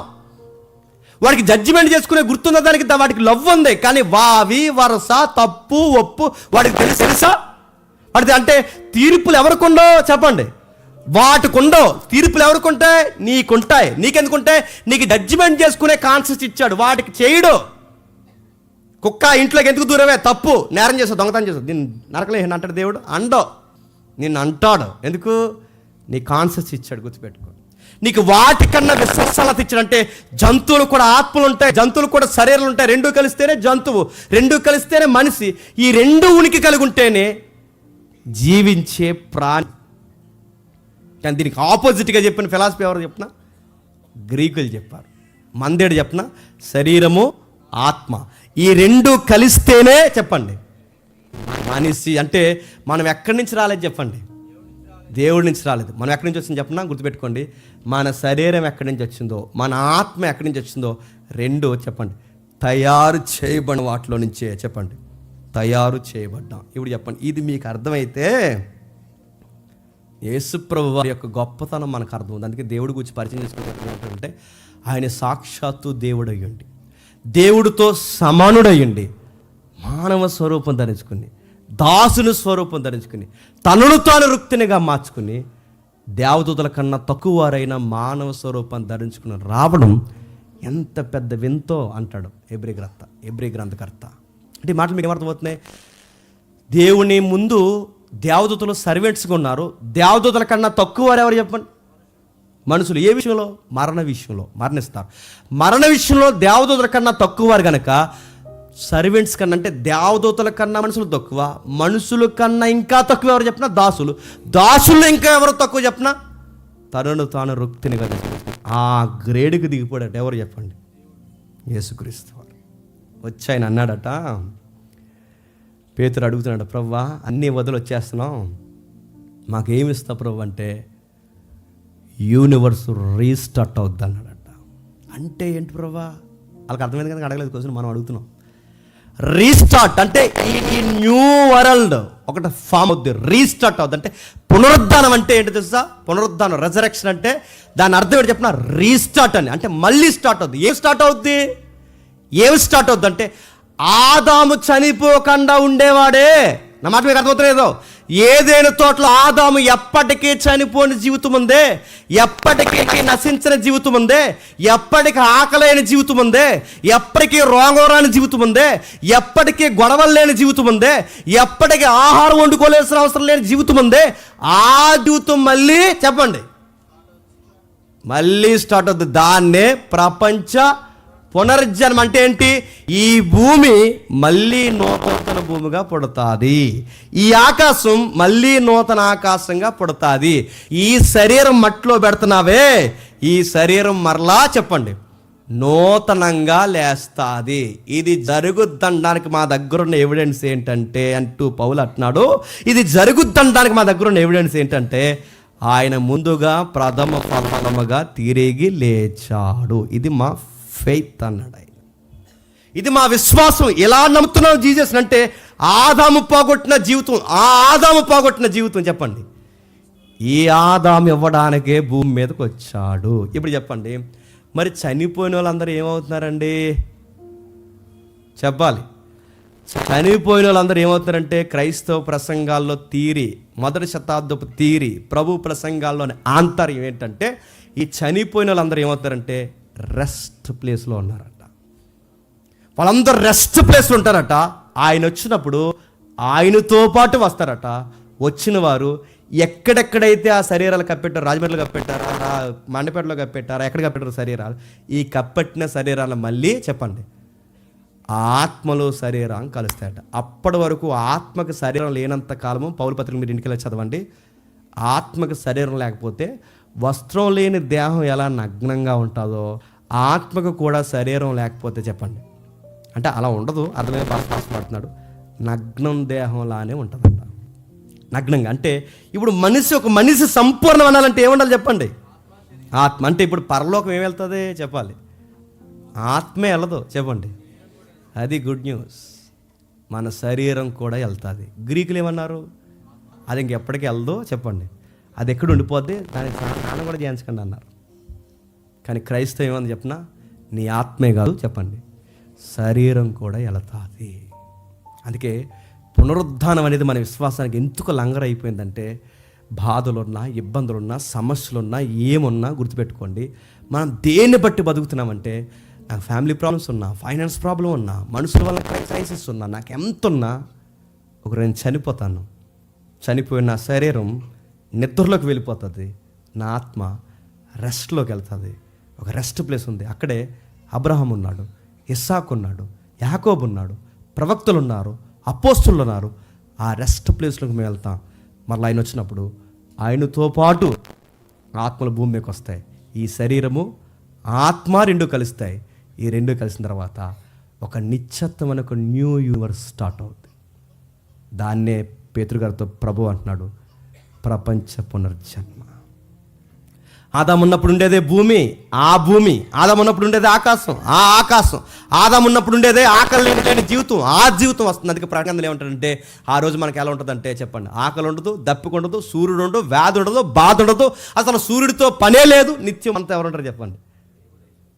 గొర్రె పిల్ల దేవుడు మనకు నిత్యము తోడై ఉంటాడు. ఇది క్రైస్తవ విశ్వాసం. అంటే ఒక నూతన యుగం ప్రారంభమవుతుంది. నా మాటలు మీకు అర్థమవుతున్నాయి లేదు అంటే ఈ ఉనికి చెప్పండి మళ్ళీ స్టార్ట్ అవుద్ది, మరలా స్టార్ట్ అవుద్ది. ఎలా స్టార్ట్ అవుద్ది? ఆ పూర్వం ఉండేదే ఏదైనా తోటలో ఆ వైభవం మళ్ళీ వస్తుంది. దాన్ని పోగొట్టాడు ఎవరు చెప్పండి? ఆదాం. ఆ పోగొట్టిన దాన్ని మళ్ళీ కట్టడానికే చెప్పండి దేవుడు భూమి మీదకి వచ్చాడు. ఇది చెప్పొచ్చో లేదో మళ్ళీ అంతా ఇది చెప్పకపోతే ఒక గొడవ, చెప్తే ఒక గొడవ. అయినా చెప్తున్నా, వీలైతే ఎవడైనా దీన్ని క్వశ్చన్ చేస్తే దాని మీద డిబేట్ కూడా చేయడానికి మనం రెడీగా ఉన్నాం. ఎందుకంటే ఈ దైవత్వం అనేది అర్థం అవ్వట్లేదు. అంటే ఇప్పుడు మీరు చెప్పిన దాని ప్రకారం మీకు ఒక విషయం అర్థం అవ్వాలి. నేను ముగించేస్తున్నాను. అంటే మనం పరలోకం వెళ్ళకపోతే మరి పరలోకం కూడా ఏంటి? నా మాటలు మీకు అర్థం అవసరం లేదు. మనం పరలోకం వెళ్ళకపోతే పరలోకం కూడా ఏంటి? మరి అది ఉన్నది ఎందుకు? అందుకే బైబిల్ ఏముందంటే మనం పరలోకం వెళ్ళడం కాదు, కంగారు అయిపోకండి, మనం పరలోకం వెళ్ళడం కాదు, పరలోకము ఈ లోకము చెప్పండి మళ్ళీ అనుసంధానం అవబోతున్నాయి. అందుకే దేవుడు తయారు చేసినప్పుడు ఎలా తయారు చేశాడు చెప్పిన, పరలోకాన్ని భూలోకాన్ని రెండింటిని మిళితం చేసే గుర్తుపెట్టుకోండి. ఒకదానొకటి అవినాభావ సంబంధంతోనే తయారు చేశాడు. అందుకే ఒక సైకిల్కి 2 చక్రాలు ఉంటే ఫ్రంట్ వీల్ తిరుగుతున్నప్పుడు బ్యాక్ వీల్ కూడా అలాగే తిరగాలి. కానీ రివర్స్ సైడ్ చెప్పిన ఫ్రంట్ వీల్ బాగానే వెళ్ళింది చెప్పండి, బ్యాక్ వీల్ బ్యాక్ తిరిగింది.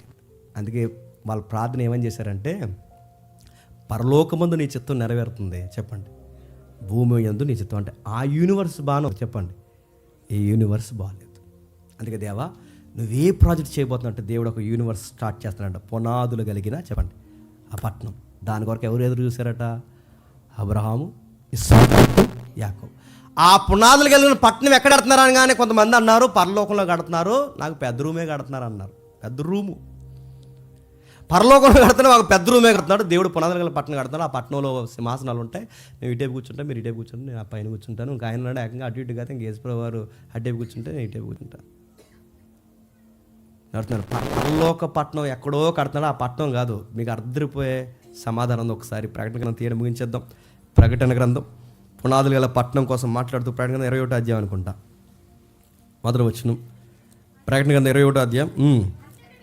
అంతటా నేను క్రొత్త ఆకాశము క్రొత్త భూమిని చూసి తిని, మొదటి ఆకాశము మొదటి భూమియు గతించెను, సముద్రమికను లేదు. మరియు నేను నూతనమైన యెరూషలేమును పరిశుద్ధ పట్టణము ఇబ్రిపతిలో చదువుతాంగా పునాదులు గల చెప్పండి ఆ పట్టణము. ఎవరు ఎదురు చూస్తున్నారట? అబ్రహాం. ఆ పట్టణమే ఈ పట్టణము. ఇక్కడ కనబడుతున్న పట్టణమే ఆ పట్టణం. యేసుక్రీస్తు వారు మాట్లాడతారుగా నివాస స్థలాలు ఏర్పరుస్తున్నాయని. అవే ఇవన్నీ ఒకే దానికి సంబంధించినవి. ఆ పట్టణమే చెప్పండి ఈ పట్టణము. ఈ పట్టణానికి సంబంధించిందే అక్షయత, అంటే క్షయత కాని అక్షయతకు సంబంధించిన శరీరము, పట్నం, ఇవన్నీ ఒకే దానికి వాడిన పదాలు. ఈ వాడుతున్న పట్టణంలో ఒక పట్టణం తయారు చేయబడుతున్నట్ట. అది తన భర్త కొరకు అలంకరింపబడిన పెండ్లి కుమార్తె వలె సిద్ధపరచబడి పరలోకమందున్న దేవుని యొద్ద నుండి చెప్పండి దిగి వస్తుంది. ఇప్పుడు చెప్పాలి, నేను ముగించేస్తున్నాను. పరలోకం నుంచి పట్టణం దిగి వస్తుందా? చూసి చెప్పండి. పరలోకం నుంచి పట్టణం దిగి వస్తుందా? మనమే పట్టణంలో పోతామా? చెప్పాలి. మనం పట్టణం దగ్గర పోతామా? మన పట్టణం ఎక్కడికి వస్తుందా? ఒక న్యూ సిటీ స్టార్ట్ అవుతుంది. దాని పేరు ఏంటి చెప్పిన? యెరూషలేం అంట. అది పరలోకం అంట, అది పరలోక పట్టణం అంట, అది భూమి మీద అంటే ఈ నూతన ఆకాశం నూతన భూమి కలిసి దేనితో అనుసంధానం చేయబడుతున్నాయంట? పరలోకము చెప్పండి, ఈ లోకము అనుసంధానం చేయబడుతుంది. అందుకే ఆదికాండం చదువుతున్నప్పుడు దేవుడు అస్తమాలు చెప్పండి వస్తూ వెళుతుంటాడు. ఎక్కడికి? ఏదేను తోటలో. కానీ రావడం ఎందుకు మనిషి చెప్పండి? యూనివర్స్ డిస్టర్బ్ అయింది, ఇక ఆ యూనివర్స్తో బంధం తెగిపోయింది. అందుకే మనం ఏమేమంటే పూర్తిగా ఆయనకి వ్యతిరేకం. మళ్ళీ దీన్ని బాగు చేయడమే ప్రపంచ చెప్పండి పునర్జన్మ. అంటే మళ్ళీ దానితో అనుసంధానం చేయబడి దానితో ఏకీపించి ఈ లోకము ఈ భూమి నూతన భూమిగా, ఈ ఆకాశం నూతన ఆకాశముగా, ఆ పరలోకం ఈ భూలోకం ఈ ఆకాశం కలిసి చెప్పండి మళ్ళీ కొత్త, ఆ పాతది ఏదైతే ఉందో అదే కొత్తగా మళ్ళీ చెప్పండి ఉద్భవించబోతుంది. దీన్నే రీస్టార్ట్ అంటారు, దీన్నే ప్రపంచ పునర్జన్మ, దీన్నే రెజరెక్షన్ అంటారు. ఇది క్రిస్టియానిటీ చెబుతుంది. వాళ్ళేం చెప్పారు? తాతయ్య ఏడమ్మ అంటే చెప్పండి దేవుడి దగ్గర పోయారు. దేవుడి దగ్గర ఎవరు వెళ్ళరు, గుర్తుపెట్టుకోండి. దేవుడే చెప్పండి ఒక నూతన పట్టణంలోకి రాబోతున్నాడు. నువ్వు వధువి చెప్పండి, ఆయన వరుడు. ఆయన ఎలా కాపురం చేయబోతున్నాడంటే ఆయన చెబుతాడు మీకు కిందికి వెళితే, ఇదిగో దేవుడి నివాసం మనుషులతో కూడా ఉన్నది, ఆయన వారితో కాపురముండును, వారు ఆయన ప్రజలయ్యుందురు, దేవుడు తానే వారి దేవుడయ్యుండి వారికి తోడయ్యుండి కాపురం పెడతాడు. ఆ కాపురం పెట్టే పేరు పట్నం. ఆ పట్నంలోనే ఆయన ఉంటాడు, ఆ పట్నంలోనే నువ్వు ఉంటావు, ఆ పట్నంలోనే మనం ఉంటాం. మనందరం కలిసి చెప్పండి నిత్యము త్వరలోనే జీవించబోతున్నాం. ఎందుకు నమ్మండి. అంతేగాని ఉల్లిపాయలు అయిపోయినాయి, గ్యాస్ అయిపోయింది, ఏడు ప్రభావ మాకు ఇంకా మోసం తగ్గలేదు, ఇది కాదు. మనం దేవుని ఎందుకు నమ్ముతున్నాం అంటే నాకు బాధ ఉన్నా, ఇబ్బంది ఉన్నా, సమస్య ఉన్నా, ఏ ఉన్నా ప్రవ్వా ఇవన్నీ ఇప్పుడే ఉంటాయి తప్ప నువ్వు ఇవ్వబోతున్న రాబోతున్న నూతన జీవితంలో నా శరీరానికి బాధ ఉండదు, నా ఆత్మకే బాధ ఉండదు. ఆ లైఫ్ కోసం మళ్ళీ ఆ ఏదైనా మనపు జీవితం కోసం ఎదురు చూస్తున్నాను. నువ్వు త్వరలోనే వస్తావు, మమ్మల్ని అందరినీ తీసుకెళ్ళి ఆ పట్టణంలో కూర్చోబెడతాం. ఈ భూమి మరలా ఉంటుంది, ఈ ఆకాశం మరలా ఉంటుంది. ఈ భూ ఆకాశాలు కూడా ఎదురు చూస్తున్నాయి ఏమని? ఎప్పుడు మేము మరలా పునరుద్ధానం పొందాం. రోమపత్రికలో ఉంటుంది 8వ అధ్యాయంలో, ఎప్పుడు మరలా మేము పునరుద్ధానం పొందుతాం, నిత్యత్వాన్ని మేము ఎప్పుడు పొందుతామని. నువ్వు ఎదురు చూడటమే కాదు చెప్పండి, ఈ నేల ఎదురు చూస్తుంది, ఆ చెట్టు ఎదురు చూస్తుంది, ఈ భూమి ఎదురు చూస్తుంది, ఇవన్నీ ఎదురు చూస్తున్నాయి, ఈ ప్రకృతి ఎదురు చూస్తుంది. ఈ ప్రకృతికి కూడా సృష్టికర్త ఉన్నాడని ఎదురు చూస్తుంది. అందుకే జంతువులు మరపెడతాయట, జీవులు మరపడతాయట, పక్షులు మరపెడతాయట, సృష్టికర్త ఉన్నాడు. అంటే ఇవన్నీ కొత్తగా స్టార్ట్ అవుతాయి. అప్పుడు మీరు అడగొచ్చు, మరి అప్పుడు కాకులు ఉంటాయా అని. ఇంకా నాకు తెలియదు ఆ యూనివర్స్ ఎలా ఉంటుందో తెలియదు మనకు, తెలుసా? అది ఎలా ఉంటుందో మనకు తెలియదు. కాకులు ఉంటాయా, మాకు ఒక్క ఉంటుందా కూడా అని అడగండి, నాకు తెలియదు. మాకు ఒక్క ఉంటుందా, మా బొజ్జింక ఉంటుందా అని అడగండి, నాకు తెలియదు. అది ఎలా ఉంటుంది తెలియదు, కానీ మొత్తం మీద కొత్తగా ఉంటుంది. అది ఎలా ఉంటుందంటే ఆ యెషయా గ్రంథంలో అంటాడు, సింహము ఇంకా సాధుజీవి గొర్రె పిల్ల ఒకే దిక్కున ఉంటాయట, బాలుడు నాగుపాము ఒకే దిక్కున, అవి కరుచుకోవట, కుట్టుకోవట, ఫైట్ చేసుకోవట. అది ఏట్రా లైఫ్ అంటే అదేనట. ఏదైనా వనంలో సింహాలు ఉన్నాయా లేదా? ఏదైనా వనంలో గొర్రె పిల్లలు ఉన్నాయా లేదా? అక్కడ ఏమైనా కాటేసుకుని తిన్నాయా?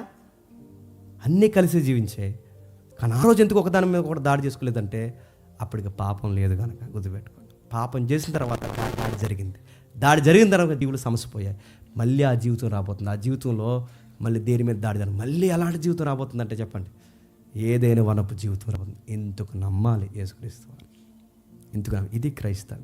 కానీ మనం యేసుప్రభుని ఎలా నమ్మట్లేదు. మనం దేనికోసం నమ్ముతున్నామంటే ఈ బాధల కోసం, అప్పుల కోసం, వీటి కోసం. కానీ దేవుడు ఏమన్నాడంటే, పేతురు అడిగాడు, ప్రభువా అన్ని వదిలేసి వచ్చేస్తాం, మాకేమిస్తావంటే ప్రపంచ పునరుజ్జన్మలో చెప్పండి నీకు సింహాసనం వేస్తాను రెడీగా ఉండి అన్నాడు.